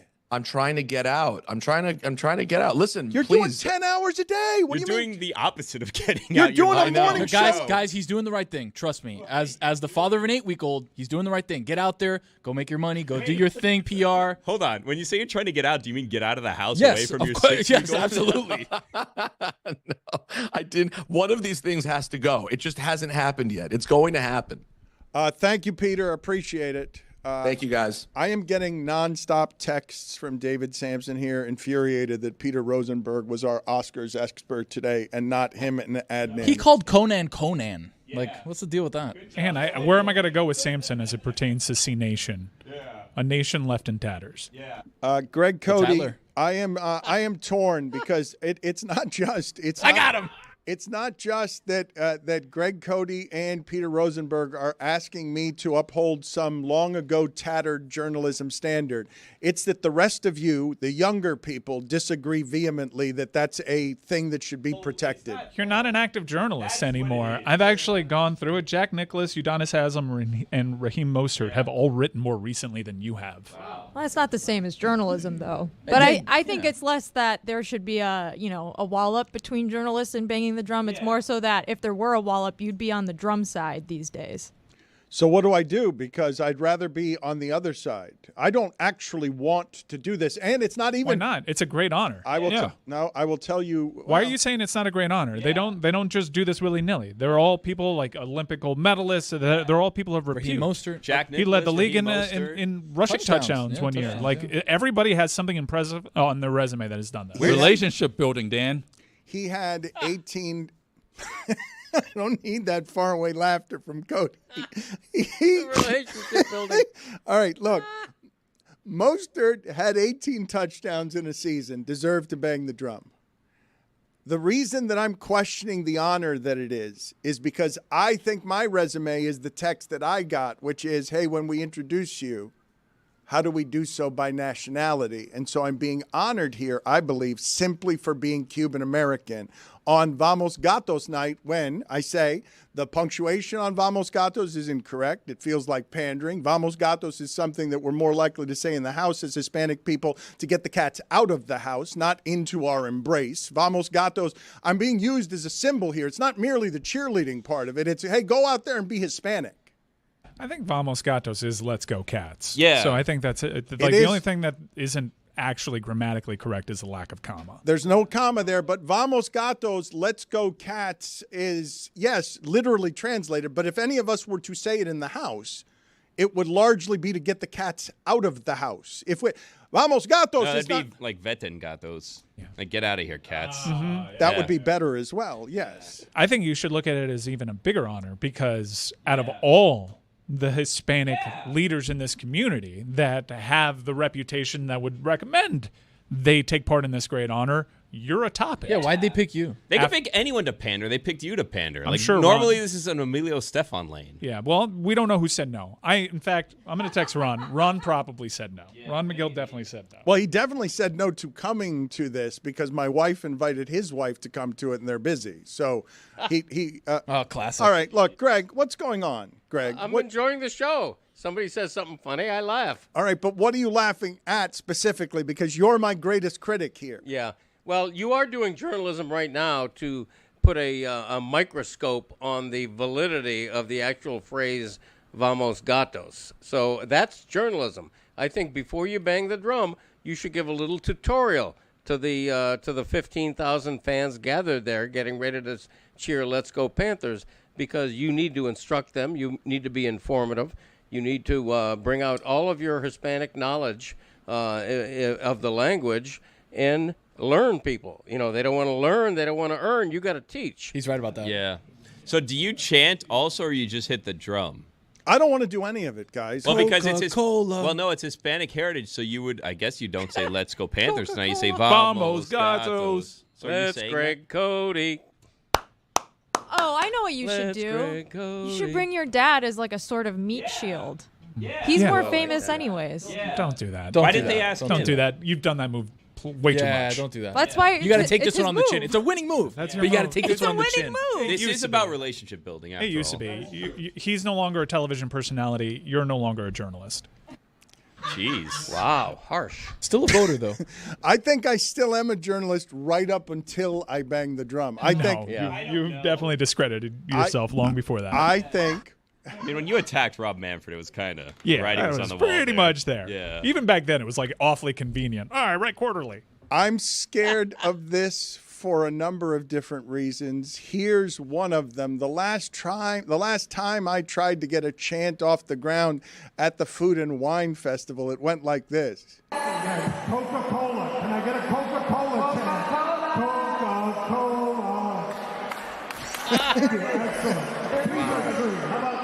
Yeah, this is why you should be saying no to it. There is no doubt in my mind, whatever is asked of you, and I think it's very little, you're going to be very bad at it. Yeah, you're going to be but that's- awkward, clumsy. It's going to be terrible. Well, this is why I don't want to do it. I know this too. I want to shroud it in journalistic integrity of some sort. That feels better, but I'm scared of the whole thing. You're going to be awkward. You're going to be offbeat. Yeah. It's just going to be a bad look for you. I do enthusiasm poorly. I do. I public. Yeah, public enthusiasm, Jessica, yeah. why are you cringing face? I do public performative enthusiasm I'm poorly. picturing it, and it's just not. Have you practiced? It's repressed. also- What if Do you you, have a get drum? booed? Also, Ooh. like that far north, are you aware of what they think of us? Like, you're not going to get cheered, pal. I know. This is why it's easier to avoid it. It's easier to. But just you're say, not trying to avoid it. You're trying to put it down like you're too cool for school. Like it's not some great honor, which But it is. no, but in you- fact, if you do a great job, they might invite you back No. because everyone's going to be like, remember all that juice Le Batard had? Yeah, let's go. You have exposed me before all. I am vulnerable. I am splayed open before everybody. I don't want to do this because I'm afraid of it. I don't want to do this because it's wrong. The only reason I want to do it is because Mike, Roy, and Chris Cody say I should. And that I must. Say that I must. It's a great honor. they- The- Yeah, absolutely. Defending you Stanley Cup only champion. want him to do it because then you there's like a 0% chance if he doesn't do it, you get to do it, and maybe like a 1% chance if he gets to do it that one day you'll get to do it. I am not worthy, though. I am more of a journalist than Dan. Billy. Jalen Ramsey did it. He's not a journalist. Billy, what do you vote here? Like, is anyone coming with me if I decide to do this? In the helicopter? Or Absolutely not. And by Can the you pass by way, Kendall? BT Dub's a little offended the McGills were asked. I'm going to be there regardless. Being a Covering the game. journalist. Being a Roy, journalist, would exactly you do right. it if you were asked? Of course I would. Well, hold on a second. And he's an actual journalist. Roy's an active journalist. Wait, but Roy, you were just saying last week how you would never wear Panthers stuff to a Panthers game. So are you going to do it in like a button-down shirt because that's too far of a line to cross, but you'll bang the drum? Exactly. I'll be wearing what I'm wearing right now. Well, no, you get a personalized jersey. Yeah, Dan, you should do it just for that. You get a free jersey out of it. I don't want a free jersey. Why not? You're going to have to It's upsell. comfortable. You'll get it. It'll be a #1 jersey with Le Batard on the back. No, What she number asked for did they? 305. Yeah, did they ask you your number? Big jersey. Jalen Ramsey was number 5. I'm really torn on this. You should be. I don't. Well, you say I should be. You don't think I should be. You think this is an easy call. Well, look, okay, first of all, the Panthers are too polite to have told you this, but you're auditioning, okay? If you blow it, then you'll never be heard from again in that arena. If you're pretty good, they might invite you back for the playoffs. If you bang the drum in the playoffs, then you've arrived. But it's an all-lose situation for you. You know, everything could go wrong. You could be offbeat on the drum. You know, instead of chanting "Let's go Panthers," they're going to chant Coca-Cola. The whole thing could end up being a nightmare. How I'm is it just practice? really worried. How is he so much better in the other room? Vamos Gatos, you think they're going to ask me to get the stadium to start chanting that? Vamos Gatos. Well, the drum does it. Like they may do. Do you not know what you're doing with the drum? I have a vague, faint idea. Oh, I also boy. don't know the tradition of the drum. I don't know any of the history of the drum. Billy, please. Telling them Billy, these Mark, things. Mark, tell me all about it. Mark. So they say "Let's go Panthers," and then you do the clap, clap, clap, clap, clap. So it's the 4 doom, doom, doom, doom, doom. Right. Do you know that? Do you not know the beat that you're supposed to be drumming to? I have Very seen important Mike beat. McDaniel do it poorly. I've seen Jack Nicklaus do it. Mike McDaniel did not do it poorly. If you Elderly. think Mike McDaniel did it poorly, then you should say no because I'm going to be bad at this, and that's the only reason. Oh my God, I might have to actually watch the Panthers game tonight. Dan Marino did it poorly. I'm sorry. It wasn't Mike McDaniel. Mike McDaniel did it very well because he reared back and really sold it. You got to eat it up. This is an incredible moment. Again, they don't do this before every game. They only do this when they have a celebrity big enough and a game that's big enough that you have to have a super famous celebrity to come up there and meet that moment and get the people crazy. Tony, your opinion and Billy's opinion. And Jessica, I'm not sure. I feel like you've said I should not do this. You're alone in that room and saying that I should not do this. I think that you should just do it because your job falls more in line with entertainment than journalism these days. Yeah. Heel turn, Dan Le Batard. Wow, end of career heel turn. Yep. You No should turning do this back. because the doubts that we have in this is not journalism, ethics. No. I just don't think you're socially adept. Yeah, enough you're to bringing the nail wrong this energy. assignment. Like, you gotta- at your age, you need to prove Negative. the doubters wrong. You Yeah. need to be able to hit the drum on a particular cadence and get an arena Yeah. full of people saying, "Let's Fired go up. Panthers." If you're not able to clear this very low bar, then we all need to take a look at ourselves. Yep. Yeah. Has to be just right, the timing. You can't be an iota off. Has to be perfect. Yeah. Or else an arena full of people is going to hoot and howl at your expense if it's not perfect. I am going to decide what to do with the rest of my career based on your ability or lack thereof to nail the cadence of a "Let's Go Panthers" drum beat. No This- pressure, Dan. But This is look. I've told you. I don't know how often this has happened before in our past. I am speaking most honestly to you right now. I don't want to do this, and the reason I don't want to do it is because I am simply splayed out in front of you, 100% afraid of it. Yeah, stop saying splayed. It's gross. I don't know why, but it's gross. it's an HR thing. Also, for sure. you're going to do like the drum part of "In the Air Tonight." I just know it. You're going to screw this all up. Why did you just say no? Just tell him no then. It's too late. He's trying to think of a good excuse to tell them no now, but it's too late. You've already said you're going to do it. I'm committed. I have not. No, that's not in any way true. I don't know I'm going to do it. Okay, no, well, I brought this is it very rude to our friends Exactly over at the right. Florida Panthers. If they're watching this, you're going to get a call shortly saying, No, "Hey, guess I'm- what, no, friend? You're the- not the- doing the it. phone's Emilio's been going. doing it." Look, no, wait a minute. You guys misunderstood. No, you guys misunderstood what I brought in here. No, absolutely. You've got this wrong. I have not decided what I'm doing here. That's awful. Last night, That's really terrible. Last That's how it night, works. Roy, and Chris, and Mike, I think you abstained, but Roy and Chris were adamant that this is something I must do. And I'm like, I must do it. Why must I do this? I don't think that they really analyze how much this can affect their careers negatively if you go out there and embarrass I yourself. realized it, and I'm telling you that I'm filing it under a bunch of other stuff, but I'm afraid of it as well. Like, we could talk about journalism. I'd love to put myself in the cloak of journalism, splayed out or not, and say I'm not doing this because I'm a journalist. I cannot do that. I am afraid of blowing this moment because I do not have the rhythm, the confidence, or the enthusiasm for it that you need to have that Roy would have if he was given this opportunity. Oh, that drum would have no shot against Roy. He'd break the drum or the There'd drum be a stick, hole in the drum. Yeah, all Roy you should gotta be say, doing hey, it, not you. Roy It's should the do it. lightning in town, and he Should be breaks that Bellamy. damn drum. Dude, this Oh, is against the goddamn right. lightning, the bolts. Dan, come on, man. I have envisioned a scenario where I hit it so hard the first time that it flies out of my hand because I have not practiced. Unlikely. Oh my God! And then it hits Don't a worry player, about and then that. the game gets postponed. Well, I think Or it's the too far veteran. away. Oh, it's a World War II veteran. Oh, no. Yeah. Oh, The no. 100-year-old guy they wheel out every game. Yeah, Dan, that's a thing. I don't know if you know this. A Panthers game, they do bring out like a vet, and you have to stand, tip your cap to Always the vet, tip your cap. applause. The Yeah, older the better. do that. Yeah. Are you gonna do that? Just so you know, it's when they play We Could Be Heroes. Yeah. And if they're cheering, if people are standing and cheering, you didn't hear why, it's probably a vet, not you. And you got to say red. You don't say Knight anymore because we traded him. Yeah. Yeah. Oh man, that's, That's gonna be in the the first game national too. anthem. That's going to be the first. Oh, Dan, do I we know say Knight? you No, probably we do say wanna Knight to boo, honor but him. be on your best Did you know we traded for behavior. Seth that's Jones? a big trade we didn't talk about. Popeye Jones' son is now a Yes. Florida Panther. Yes. How about that? Greg, did you know that? Popeye Jones' kid is I a did Florida know Panther. that. That's exciting. Well, you know Puck. Dan's going, who's Seth Jones? No, talk to his dad 55 minutes about it. I'm a hockey expert. Watch me bang that okay. fucking drum. Okay.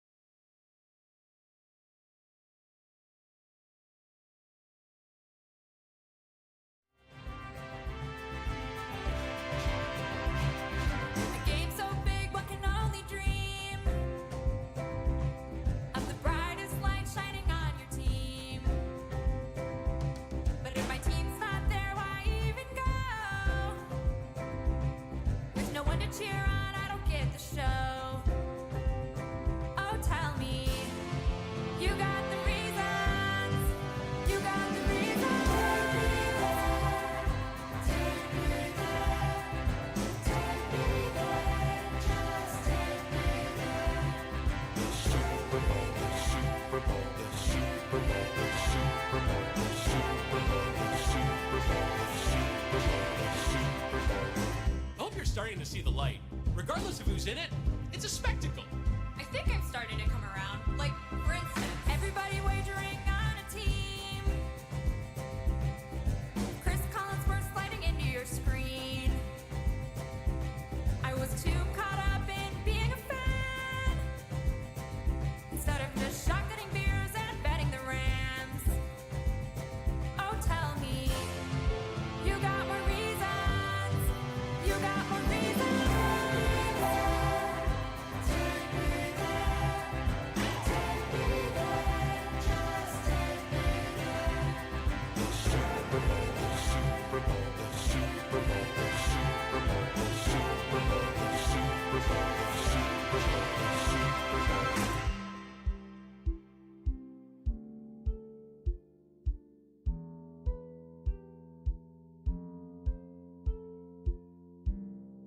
Anything you want, everything you need, you can get it all. Pat McAfee, writings on the wall. What's it gonna be? You'll see Marshall Falk and Mariucci. Anything you want, everything you need, you can get it all from Dominique. Writings on the wall. What's it gonna be? You can get it all. Kyle Brandt's Hemmings. Going out west for the Super Bowl. Going out west for the Super Bowl. My team's not there, but I'm gonna show. My team's also not there, but I'm gonna show. Everybody knows it's bound to be. Everybody knows it's bound to be The greatest night for you and me. Come on now. Take me there. Take me there. Just take me there. The Super Bowl, the Super Bowl, the Super Bowl, the Super Bowl, the Super Bowl, the Super Bowl, the Super Bowl, the Super Bowl.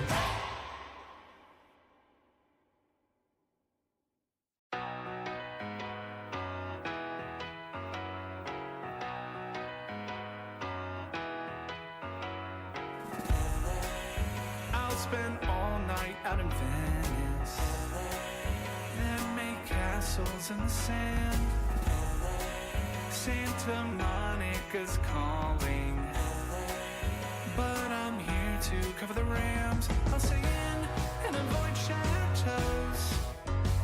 If I booze, then I'm on Skid Row.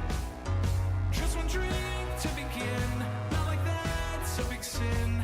Just one beer, then we're gonna go to the Super Bowl.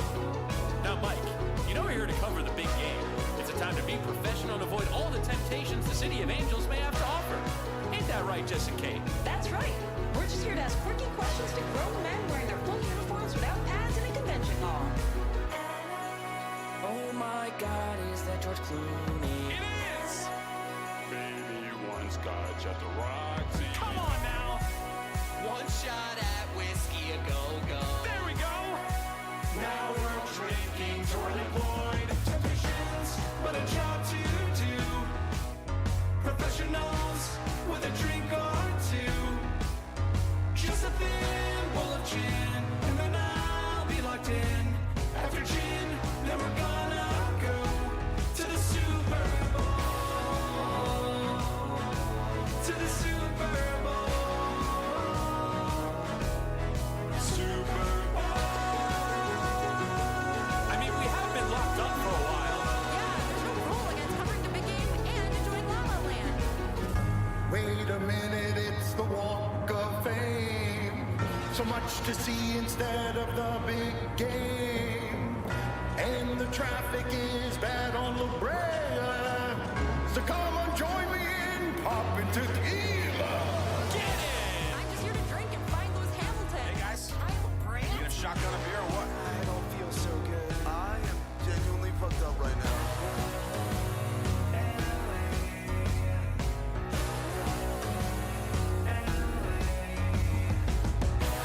To the Super Bowl. To the Super Bowl. Super Bowl.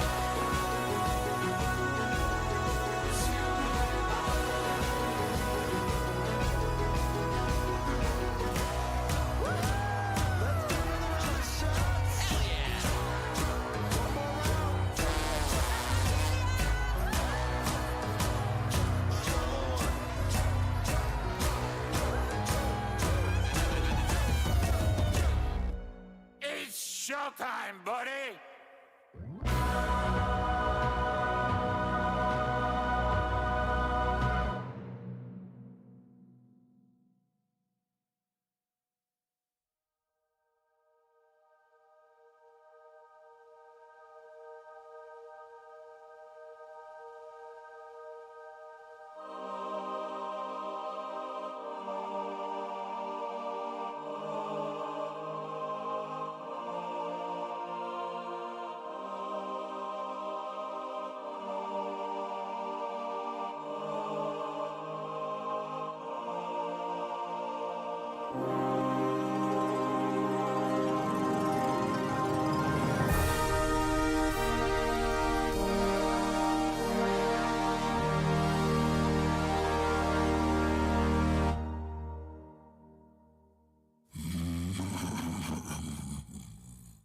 The Bengal speaks.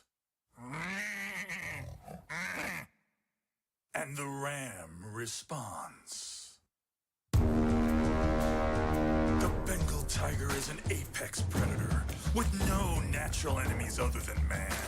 It's equipped with incredible strength, combined with sharp claws and massive canine teeth, designed for overpowering and killing its prey that can weigh over 1,000 pounds. It is, in reality, a finely tuned killing machine. The ram, on the other hand, though extremely quick and powerful in its own right, is a vegetarian that does not have to hunt down and kill to survive. Their massive horns are powerful, and they do have the ability to severely injure an animal.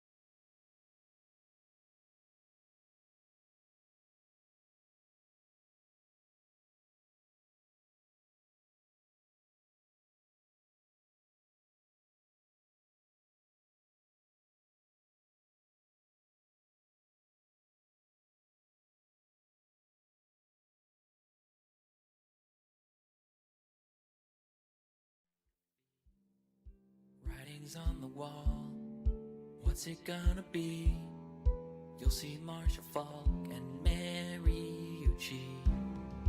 Anything you want, everything you need, you can get it all from Dominique. Writings on the wall, what's it gonna be? You can get it all. Kyle Brandt's Hemmings. Going out west for the Super Bowl. Going out west for the Super Bowl.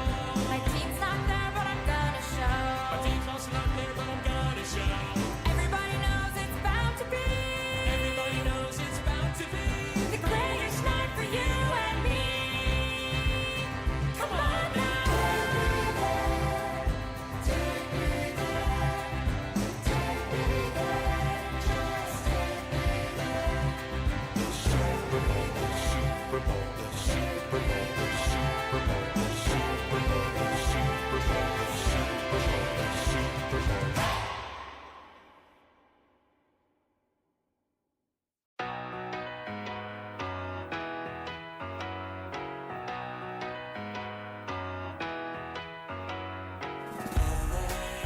I'll spend all night out in Venice and make castles in the sand.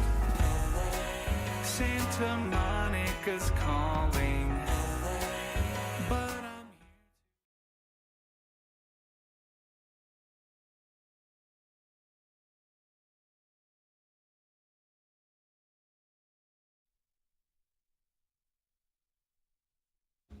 This episode of the Dan Le Batard Show with Stugotz is presented by Smirnoff. We do game days. Please drink responsibly. The Smirnoff Company, New York, New York. Does anyone know where Billy is? Because Who, Mark, if you Mark, prefer. Yes. Está en el baño, creo, no sé. Okay, we would think he's got a bathroom emergency. Upset, tell me. All right, we will ask. I saw him with some medicine this morning. He came with a CVS bag. He had some medicine in there. I couldn't exactly read what the medicine was. Maybe it's something to stop or something to go. We don't know. HIPAA. Okay, I'm sorry. Yes, Illy. we shouldn't be doing that. Illy Gill, Billy Ill.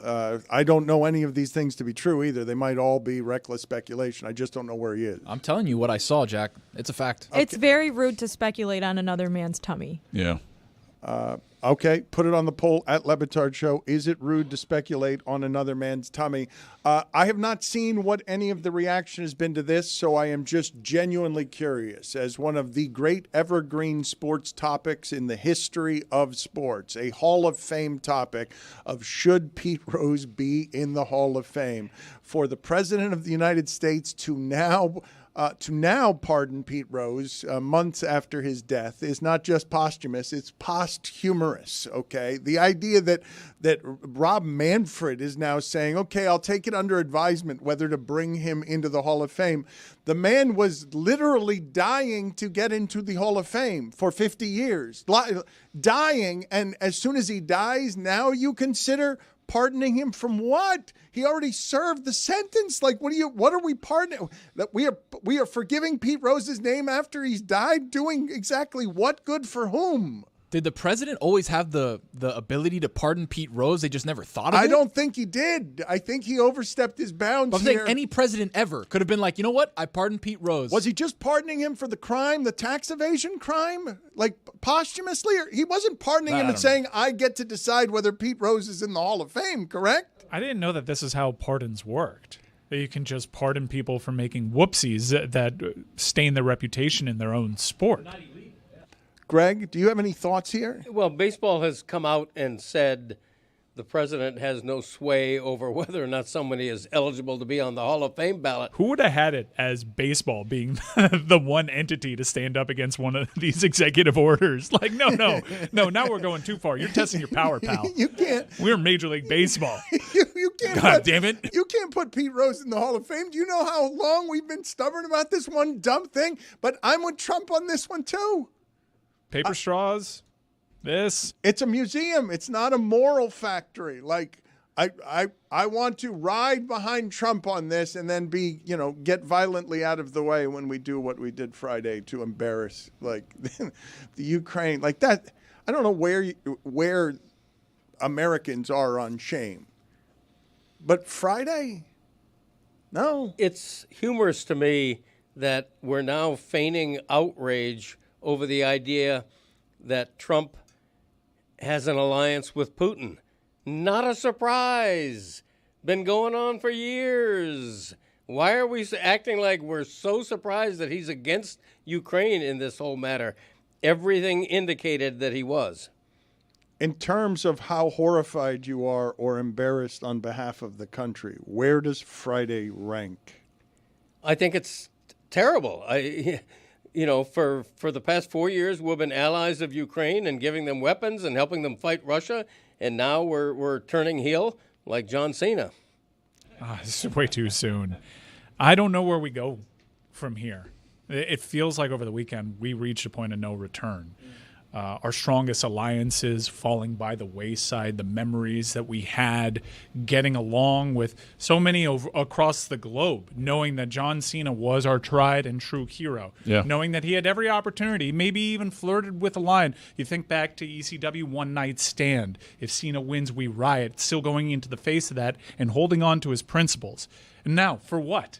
Just so you can get a record-breaking 18th World Championship because you know you don't have it anymore, so you have to align yourself with the final Jessica, did you find out whether indeed while Billy was gone there was a HIPAA violation? Well, the problem with accusing someone of having tummy trouble is that even if they deny it, it's like no one really believes them because you've already put that thought into their head. We were just hoping that you were okay. Tony accused you of having diarrhea. We were just I did not hoping- accuse anybody of doing anything. I said that you came in today with a CVS bag of a medicine. I didn't know Yeah. what it was, whether to keep things in or keep things out. I didn't know. In many respects, it makes perfect sense that Cena would align himself with The Rock, being that he's always wanted what The Rock has had. He's always tried to get what The Rock has had, but he's never quite been able to push it to that threshold. Even in sports entertainment, he has never been able to take it to the heights that The Rock did. Now, he did a pretty good job. He was the face of the company, as we've all established, but he was just falling just short, even in his pursuits of Hollywood.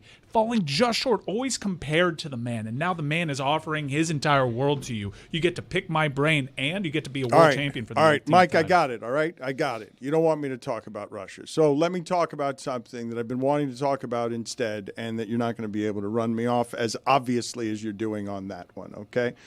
Our contract, we're in a contract year here, and we've got a few months left on our contract here with DraftKings, and I want to be open. Stephen A. Smith.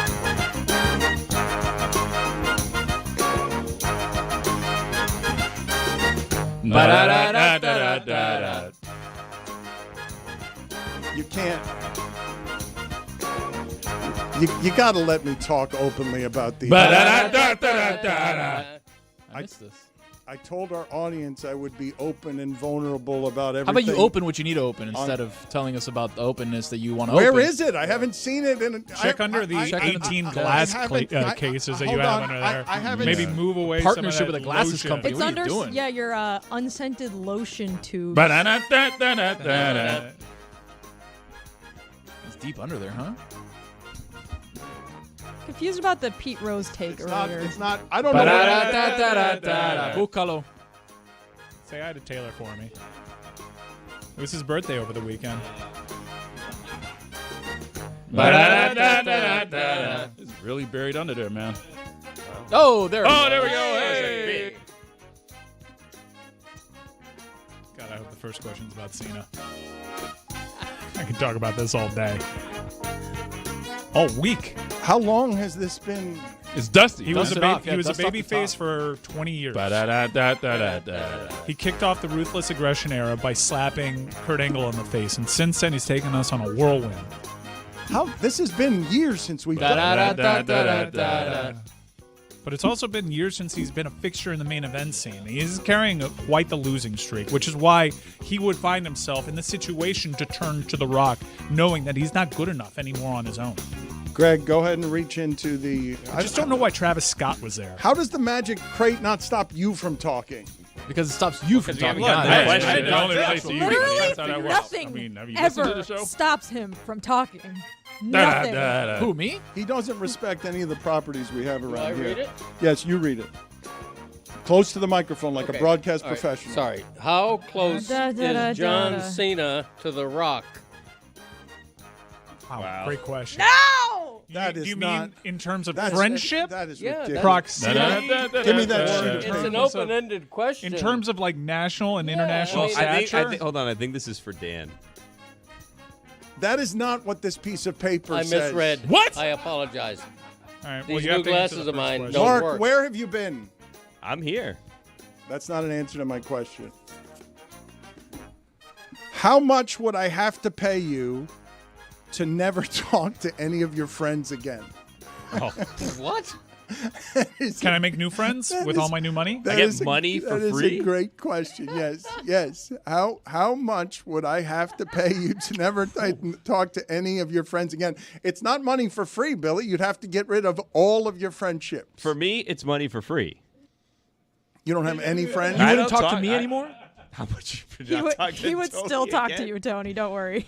Yeah. You don't have. You're saying that it would not cost you anything. That for the price of $100, money for free. Well, no, I'd set the price much higher than that. But just because you're negotiating, your low point, what you're saying is if this were a real thing, all you would need well, I is check in with my friends every once in a while here and there, but it's not like, a thing. I don't need them to live.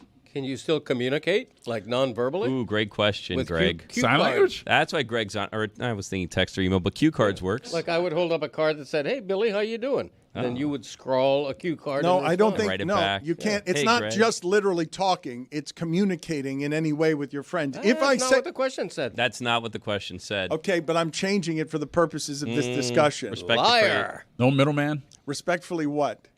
No, I said respect the crate. I am respecting the crate by no longer talking about our contract negotiations, which is what I wanted to talk about. Mike didn't respect the crate by just filling with more John Cena talk. Greg didn't respect the crate by simply making up the question I that misread it. Am I in witness protection in this instance? Like you're gonna die if you do talk to one of them because your identity will be revealed. Like I've been moved somewhere else in the world and I have to forget my past life because of something that's gone on. I think that's a different question. Oh. Well, no, I don't think it's a different question. I think Billy is adding to the question by saying to us, will the people who I'm excommunicating for a price know that I've done it because I've just disappeared from one day to the next? Am I doing Billy translations correctly? How old am I when this happens? Right now. And does the rest of my family, are they able to communicate with Is your my wife friends? your friend? Because then you wouldn't be able to talk to her either. That's You a have to have tricky question. That's a family stipulation there. loophole. Yeah.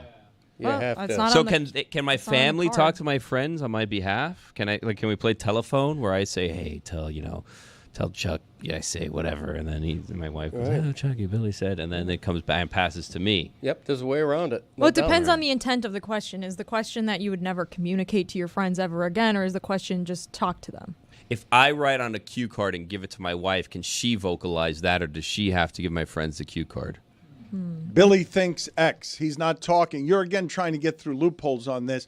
I thought the question was, you go federal witness protection. You're not talking to any of. You're not communicating with friends anymore. But The do your question friends was- think you died? It was technically how close are John Cena and The Rock, if we're going to ask the actual And question. what were Travis Scott's motivations? Because he wasn't just like standing idly by. He took an active role in the attack. Wait. Hold on. Do my friends know that I accepted money in exchange for not speaking Well, to them that's why I again, or thought do they you think wanted. that I'm just a jerk? That's why I thought you wanted to be in witness protection so that they would never know. Billy just disappeared. Now he's not talking. They'll never know that you Hang paid on. that off for a price. What if you set the price at like $5 million and you never talk to your friends again, but they each get like $500,000? I think everyone would take out of my $5 million, out of my $5 million, or Yeah, someone like, else is assuming funding you have this? like No. 2 friends I'm or not 3 paying friends. my friends to not talk to me. We're My talking- friends cannot talk to me for free. We're not talking about acquaintances though. We're saying like maybe there's a couple people because my friends would take that deal. They'd be Okay. like, all right, I'll take the $500,000. I have See a ya." follow-up question to this question, which is I think what the Magic Crate was intended for.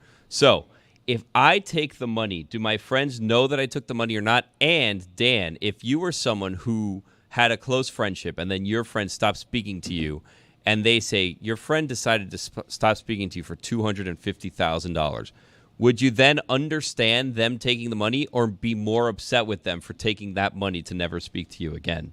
These are good questions. It is why the Magic Crate, even after a long layoff, produces magical things. I believe we've already answered one of these. If you are indeed respecting the crate and the question, not semantics and loopholes, you have to get rid of your friends. You've asked a question that's very controversial. Is your wife your friend? You did not answer it. Jess asked that. I don't know. She's my family, technically, because we're married, right? But yes, you're married. Yeah, so but some people are married and they're like, oh, my wife's my best friend. Right. Come on. They're all Well, lying. 2 became 1 though, Billy. So They haven't technically been married she's very with long you. if they're They're saying all that. I'll tell you lying. that right now. Put it on the poll at Le Batard Show. Is your spouse lying if they say you are their best friend? Yeah, everybody knows that. You're just saying, though, that you're now in federal witness protection. I thought the value of that is that you would never have to tell your friends that you sold them out for a price. Well, there's 2 instances here. I did witness a crime, which is why I'm in witness protection, but now I have this double offer. So I have 2 things going on here in this scenario. But you are valuing money above friendship is what you are saying. There is a price. It could be accolades too. That's why I think John Cena did this, because he's got all the money in the world. Like, what is it that The Rock can offer him that he can't get on his own? A superstardom that is unattainable if he just stays in his lane. That's why learning at the knee of The Rock has certainly its benefits. What I don't understand is Travis Scott came to the ring looking for a fight. Like, he had already showed up to the squared circle not liking Cody Rhodes. So accolades can be included with the money. So, like, I can take less financially, but here's a Grammy.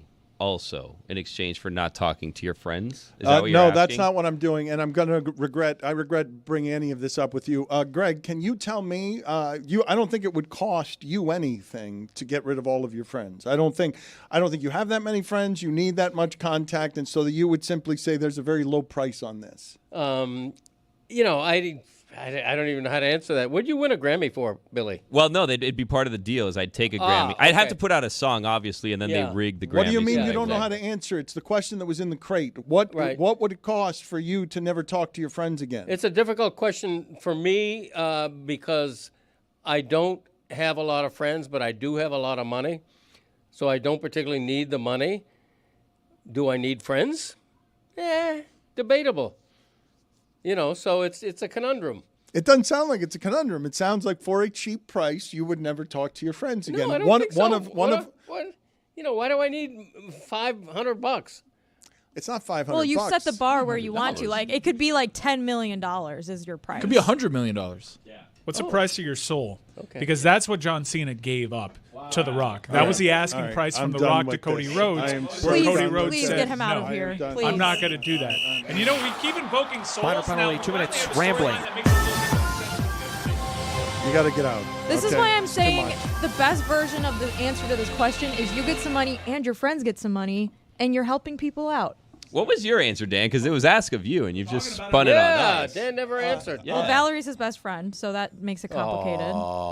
That is true. Yes. Yes, she's become my best friend. That's so cute. Yeah, the previous best friend died. Oh, did I ruin it? Well, Did I ruin it? Yeah. Who's the previous best friend? Wow. Dark place. I've had a best friend die too, Dan. It's okay. Well, it's not a contest. Jeez Louise, what are we doing now? I've had 3 or 4 good friends die. Oh, Greg wins. Yeah. Then again, I'm old. It's a circle of life. Which is why I feel like maybe, I don't know, $500,000 for you? I was talking about Gene Hackman. Yes. Yeah. I was talking about him too.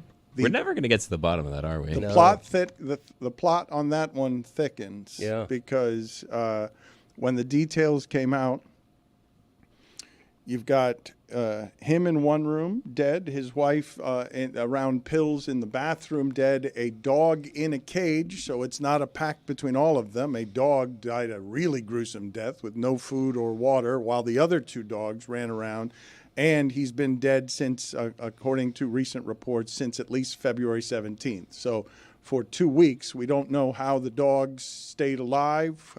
We do know how the dog died, but we don't know how Gene Hackman and his wife died, and the presence of pills and the time elapsed on it make it all a mystery that a lot of people are checking in on. And I've noticed, and this is recent here, this is another way that the old people get tricked with new habits. The way that YouTube monetizes keeping you around for 20 minutes, not answering questions about Gene Hackman's death while just delaying a video that is meant to just keep you there longer and longer as AI talks about some of the facts around the death, but so few that they're just meant to keep you there for 30 minutes, not giving you any new information on a story that all of us would like out of just curiosity. Hey, what happened over there? Something happened that is at the very least mysterious and at the very top suspicious. The rest of you are where on trying to gather? Is America, all of America and the internet, are we all now sleuths on finding out what happened to Gene Hackman at the end? Absolutely, Dan. I think what I don't like was from the original jump, the police saying that there was no foul play. I don't like that. When you come out and say, you don't even know, right? You guys haven't done the investigation yet. Yeah. You're still starting the investigation. Keep an eye on that cop. For you to come out and say there was no foul play, fishy. I don't like that. Yeah, there was also another dog roaming around, right? What was that dog? 2 dogs. What did that dog know? No, it was 2 dogs. Yeah. It was 2 dogs roaming were alive. Yes, 2 dogs were found alive. 1 was in a cage. What did they see? Yeah, seriously. And how do we know the dog didn't put himself in that cage? I'd be talking to the dogs if I was the cop. I think we do know that he wouldn't put himself in that cage. You don't know that. I do know that. How? I can rule that out. That the dog didn't put itself in the cage and then starve. You're not a copper. Dogs do that. All Charlie dogs, does it all the time. Thank you, Greg. All dogs go to heaven.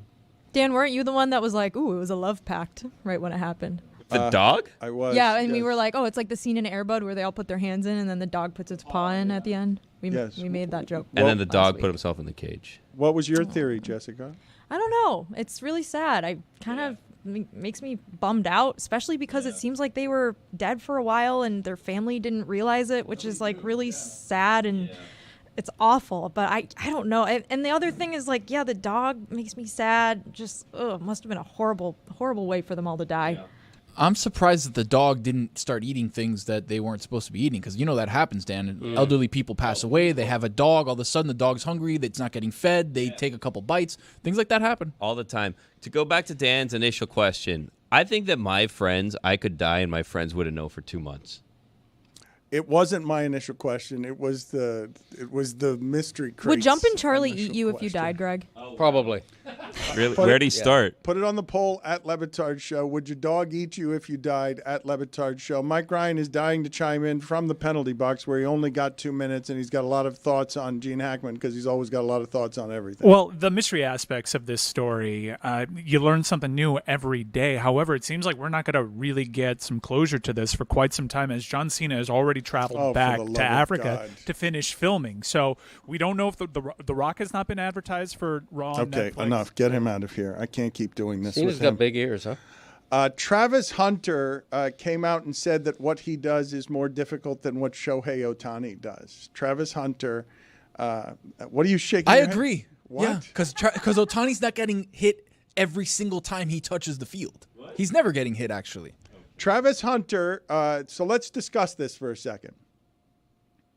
Travis Hunter is looking to do something that no one in the history of the NFL has been able to do. There are a lot of conversations happening around what is going to happen at the number 1 pick. I thought that this was a weak draft, but this part of it is fascinating. The top 3 is fascinating between Shedeur Sanders, Cam Ward, and Travis Hunter. Which order do you put value where when you start deciding about who's going to trade up to decide, no, I think Cam Ward is the best of these 3, or Shedeur is the best of these 3, and Travis Hunter making the argument, as the best player in college football, that I can be an unprecedented football player. I know I'm not a quarterback, but I can cover 2 positions for you. People think I'm a better wide receiver than I am as a cornerback, but I intend to play all of the downs. I intend to increase my injury risk by double. I intend to test the limits of the human body on what stamina can be in an NFL football game in the fourth quarter when they're driving down the field. How tired am I? Because I'm running sprints all game, and I'm going to be twice as tired as the next guy. There are limits on the human body. He intends to do this, and he's saying that it's harder than what Shohei Ohtani does. Hitting a baseball is widely regarded to be the hardest thing, but in sports. But I would say close nearby is trying to cover an NFL receiver when the quarterback and the wide receiver know where he's going and you don't. Like, that'd be really close to as hard as hitting a baseball. If you can get a guy in the salary cap age to play 2 positions for you at an elite level, I don't see how it's possible. I mean, Deion Sanders is the closest I've ever seen try to do it, and they just played him occasionally at wide receiver. Like, it's not something I've ever seen in the sport. Troy Brown, I guess, did some of it, but asking somebody to play just the stamina level of that, what do you consider when you think about what it is that Travis Hunter is saying? I don't think it's going to happen. And unless I'm mistaken, he has yet to give an ultimatum to teams. He has yet to say, if you draft me, I'm playing both ways, and if you don't want me to play both ways, don't draft me. I don't think he's said that yet because he knows that 90% of NFL coaches are going to go, nope. But wait, I don't want you gassed in the third quarter. What about the idea of it, though? The idea of the Deion Sanders model is coming to this sport, and there's a family trying to sort of shake the power structure at the top of, we'll play where we want, we'll do what we want. Look at the value these 2 players had at this team. If Travis Hunter decides to press the gas on, I want to be paid like a cornerback and a wide receiver. I want to go up the draft. Hey, I'm a value because I'm going to play both positions for you. If I'm an agent or a manager, I'm pressing the gas on all of that stuff. If I'm Travis Hunter, widely available to you all over the field. Well, I'd probably press the gas on wide receiver because if you get franchise, people pay more for a wide receiver, a prime top of the food chain type wide receiver. So that's where you probably start. And I think a lot of teams, it may not actually be up to Travis Hunter. They may see that the value is so strong in one direction that they don't even run the risk of putting him on the opposite side of the ball. I see all the pre-draft stuff as just like politics. Like he's just trying to position himself in the best way possible. Whatever, yes, Tony, politics. Whatever happens after the draft, like he'll have some say and obviously not the final say. But right now, making yourself seem like, you think that you're capable of doing all these things is something that we know NFL front offices really like to hear. They like that he's open about playing both positions. They like that he's versatile. They like that he's not shutting off one part of his game or turning down an idea for him. So I kind of just see it as like a political angle right now. There's a lot of talk, but he actually does it, right? Like he was an excellent corner. He was probably one of the best wide receivers in the country outside of Jeremiah Smith. Like he's a guy that can go on the field and make either of those happen. I don't know if this is a report, if I saw something where he's going to play a little bit more corner than he is wide receiver. I think it's dependent on the team that he goes to, but he's already done it. I think you need to do better on your sourcing than I don't know if this is a report or if it's something I saw. I'm not a journalist, Dan. You were thinking, Greg Cody? He's never banged the drum. I was thinking that the choice is not going to be his on where he plays, and I'm thinking that Colorado is a second-tier college team with a schedule inherently built in with a handful of very easy opponents. He's not going to have any easy opponents in the NFL. I think the step up in competition is going to affect him at both of his positions. I'm not saying he's not going to be a great NFL player, but he's not going to dominate and be Heisman Trophy great in the NFL. If I can ask the rest of you this, because it is something I'm a little bit baffled by. All of you mentioning the choice isn't going to be his. When it comes to having power in sports for the athlete, and it's harder to come by in football, where all of you are like, Myles Garrett asked for a trade. Is he going to be able to execute that? He's Myles Garrett. We're going to waste his career there with Deshaun Watson? When Travis Hunter and Deion Sanders, and I say want to shake the system, and all of you are like, he's not going to get to choose it for himself. Well, if he's that valuable and good at both of those things, he will be able to choose it for himself. And my guess is he thinks he is. And my guess is he'd like to choose for himself. Is there any particular reason you guys are reminding me of how he doesn't get to choose for himself? Is there any particular reason why you're making this a hill to die on for Travis Hunter? Because he's actually played the game quite well so far. It's quite simple. Like every player wants to be in for every snap. Like every wide receiver wants to be in for every snap count. Him saying he wants to play every single snap at wide receiver and corner in a game is like every player would tell you that they want to do that, and it's not their choice because the coaches decide who goes in for what plays. He also doesn't really have any leverage as a rookie, right? As soon as he gets drafted, he's stuck in that contract until he's a free agent. So like he can try to exercise his power 4 years from now or whenever, but like this year he can't really do that. The reason why it was such a big storyline that Deion Sanders was going to influence this whole draft process so much is because at the time it looked like, Shedeur and Travis Hunter, they might be 1 and 2. And it's not the case anymore. Their odds to be drafted number 1 are long. And you have a situation now for the first time that you have 3 players that are vying for number 1. The last time there was this much mystery surrounding the number 1 pick, I think it was the year that Baker got drafted, where the Browns were very good at keeping that a secret. But there's all sorts of uncertainty now, especially with the injury. And you don't know if, I know Rosenhaus has come out and said that Abdul Carter should be fine and does not need surgery. He's actually been advised against surgery, but that is a pretty big thing. I think ultimately, if you're looking for job security, the safe thing might be take the bona fide pass rusher, the number 11 from Penn State. That always works. And you could always throw up your hands and say, look, we know we have a quarterback issue to address. We can handle that next year, which is top to bottom a better draft class for that position. Right. No, you're right about that. I mean, neither Shedeur or Cam Ward are considered that absolute franchise maker. I think what's going to happen with Travis Hunter is a compromise. And if I had to predict, I would say he's going to be an NFL cornerback, but he's also going to be the secret weapon in the red zone. He's going to get 8 or 10 snaps a game in scoring situations.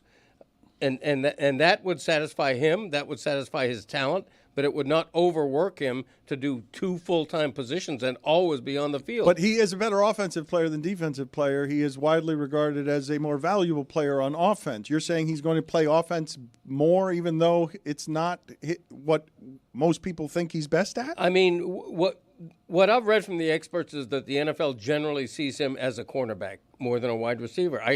that could prove I didn't inaccurate. think. I thought he was. I thought it was consensus that we all understood he wasn't good as at corner as he is at wide receiver. I thought that was a given, known. Okay. But if you're going to do what I say, which is a compromised situation, it makes more sense to have him play full-time corner and be your secret weapon on offense. It doesn't, though, if he's better at offense. I think you've got your information backwards. You're putting him on the field more at a less valuable position that he's less good at. It also depends where he goes, right? And the Right. depth that each of course. those teams has at those positions, how much time he's actually going to play at either of the positions. Let me do this another way with you guys, because if you notice what happened over the weekend, I think a lot of people were like, ooh, Debo to Washington. While Philadelphia talks about, hey, we got to keep the Commanders away from us, do we need to go in on Myles Garrett? This as the Dallas Cowboys fall way back, and at the very bottom of the standings over there, in a town that kind of matters, the Giants are talking to Aaron Rodgers because it's only Tommy DeVito under contract, and you guys are telling me here there's no franchise quarterback, and the GM that lost Hard Knocks for the NFL to Bill Belichick is saying he will look under every rock for a franchise quarterback. That doesn't tend to be where they are. They don't. You can look under all of them. You're never They're not there. There's never one there in the history of rocks. There's never been a franchise There quarterback. is, though. Kurt Warner. No, there is. Tom Brady. He's at a supermarket. If you look under Dwayne Johnson right now, you'll see a franchise player in John Cena. You turn over that rock, he has John Cena's soul. Minor penalty, 2 minutes, rambling. I don't want to hear about John Cena anymore. What is the value of owning one's soul? Like, that seems like a commitment. I don't want to own someone for all of eternity. I get tired of people very quickly. Pretty good soul. Ask Nosferatu. Great love story. Get out of here. I Mike. saw a comparison being made about Eli Manning and Adrian Brody on the internet. What? No, you stay in here for this one because Eli Manning won. Can she do that? Won No, she two can't. Super No, Bowls, she can't. She but then cannot do that widely one. considered not one No, of the greats. both of you. I can Adrian play two Brody positions. No, won both two of you Best Actor out. awards No. over Mike's here as a cornerback right 40 now. years, but like, what's his third best no, movie? I don't need Not it. wrestling, I couldn't Mike. tell you. I could not No. tell you Adrian Brody's He was third good in best- Peaky Blinders. Angels in the outfield. As good as Pat Oh Rowley. yeah, he was in Angels in the Outfield. By the way, it is documented. Adrian Brody did, in fact, have the longest acceptance speech in Oscars history. That's unbelievable. Oh, Mike, I 5 minutes also and 40 I seconds. wanted to ask you, Zoe Saldana, when she accepted Best Supporting Actress for Emilia Perez, she shouted out her husband having great hair. Yeah. Did you see his hair? I Yeah, did it's see great his hair. hair, I yeah. thought his Amazing hair hair. was great hair. Has she always been Saldana, or is this a Larrañaga thing? I think it's a Larrañaga thing. Minor penalty, 2 minutes, high sticking. Both of you out of here. Do you think it's John Cena? Senya. I'll be seeing. Please don't make me sit next I'll to be him. seeing you, both of you. Well, Get you out of can't here. see John Cena. Well, maybe both- you can now. I don't You know. both need to leave. Belichick How's your tummy? got in and stole Hard Knocks. It was such a gangster move. The news that came out, I cannot tell you how much I'm enjoying the buildup to North Carolina being must-see television next year, simply because this man has decided to manage the end of his career with a 24-year-old manager / girlfriend. How does he stay relevant in the modern age when competing against the NFL for things? He's going to do the opposite of the Patriot way. He's going to allow all the cameras into his life to film the end of his career. In the streaming age, when everyone will crawl all over themselves to compete to see, can we see the insides of the end of Bill Belichick's career? What do you mean he's going reality star at the end? Everything that he's doing right now seems like it's going to end poorly for him. The relationship probably will end poorly for him. The show will probably end poorly for him. I don't know if they're going to be must-see TV. Like, I worry about Bill's ticker. You know what I mean? Because, like, how much heartbreak can one man take? Because these seem like all not the best decisions at this moment. Don't worry about his ticker. His ticker's doing just fine, clearly. Clearly, it's doing fine. All right. But if they go to a 0-2 start, 0-3 start to start the season, there's a lot of deflation there that could happen. Deflation. You know You get what? Look, it was just a couple of years ago that Deion Sanders goes to Colorado. He's the talk of football. I think he won Sports Illustrated Sportsman of the Year that year. What did he go, 3-9? 5-7? Bill Belichick doesn't have to win at North Carolina. He's already won. The recruits are going to come after him. He's not going to need to recruit Roy, anybody. why are you making faces at Greg? He doesn't have to win at Carolina? Not immediately. What was he hired for? Not immediately. He doesn't. You don't think Bill Belichick's career survives a 5-7 season at North Carolina? Of course it does. Because everybody's going to go, all right, he's getting going now. But career survives so that he may have a couple of years at North Carolina. If he has a couple of bad years at North Carolina, it will then be over. It'll be over as soon as he gets another offer from the NFL. He's not going to get 5 years to fix North Carolina. No, he won't. This is the end of Bill Belichick's career. It is a large risk he is taking. He wants to coach so badly that he's going into totally foreign territory. Billy, why are you making faces? Well, a couple of things. Bill Belichick's going to be fine. I'm not going to shed a tear over Bill Belichick in his career. He's done just fine his entire life. Also, like, the Hard Knocks thing kind of feels like, and I don't mean this to be rude, I think we're going to see a lot of Mike Lombardi. I don't know how much Bill Belichick's going to be participating in the off-season front office Hard Knocks. I think we're going to see a lot of Lombardi as GM of this team kind of making decisions, which is fine. Mike Lombardi, good friend of ours, but I don't know how much He's not a good friend of ours. Yeah, God bless football, like twice a year at least. Yeah, well, good friend of yours. Yeah. We got like the first sit-down with him after he took that North Carolina job, Lombardi. Billy, Lombardi line. Billy and Greg, I want you to explain and defend the fact that both of you are out here very publicly on all things Belichick here are about to fail. Every Belichick. I mean, come on. No, I didn't say that. I did. I said his first season is going to be rough. I believe that you guys are set to downgrade, hate on, and not enjoy as much as I'm enjoying. Holy shit, Bill Belichick's about to put the end of his career on display with a fireworks show that runs the antithesis of being against everything he's ever been. Can the old man keep up in a young man's game? Please show me all of that on television. So you're talking about Cena still. Yes, these are all the very same notes. Does he still have it? He acknowledged that he doesn't, so he has to turn to the Rock. Right. Yes, and it's for the world to see. This has never happened before. I know what you want to do, Dan. Hold on. Let me do it real quick. Minor penalty, 2 minutes, asshole. Wait.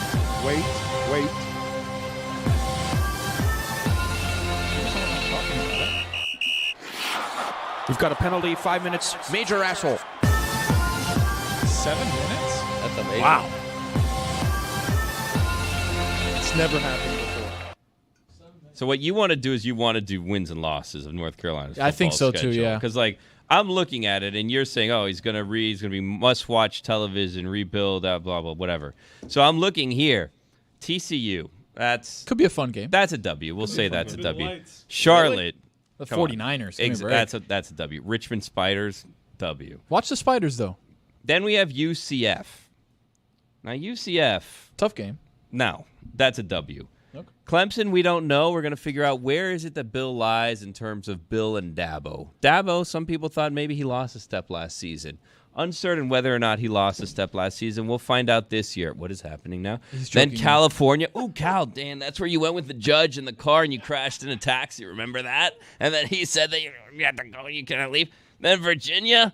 Who's? That's Syracuse. Oh, Syracuse. ACC champions. Stanford's in the ACC now. Stanford, the tree, and then Wake Forest, and then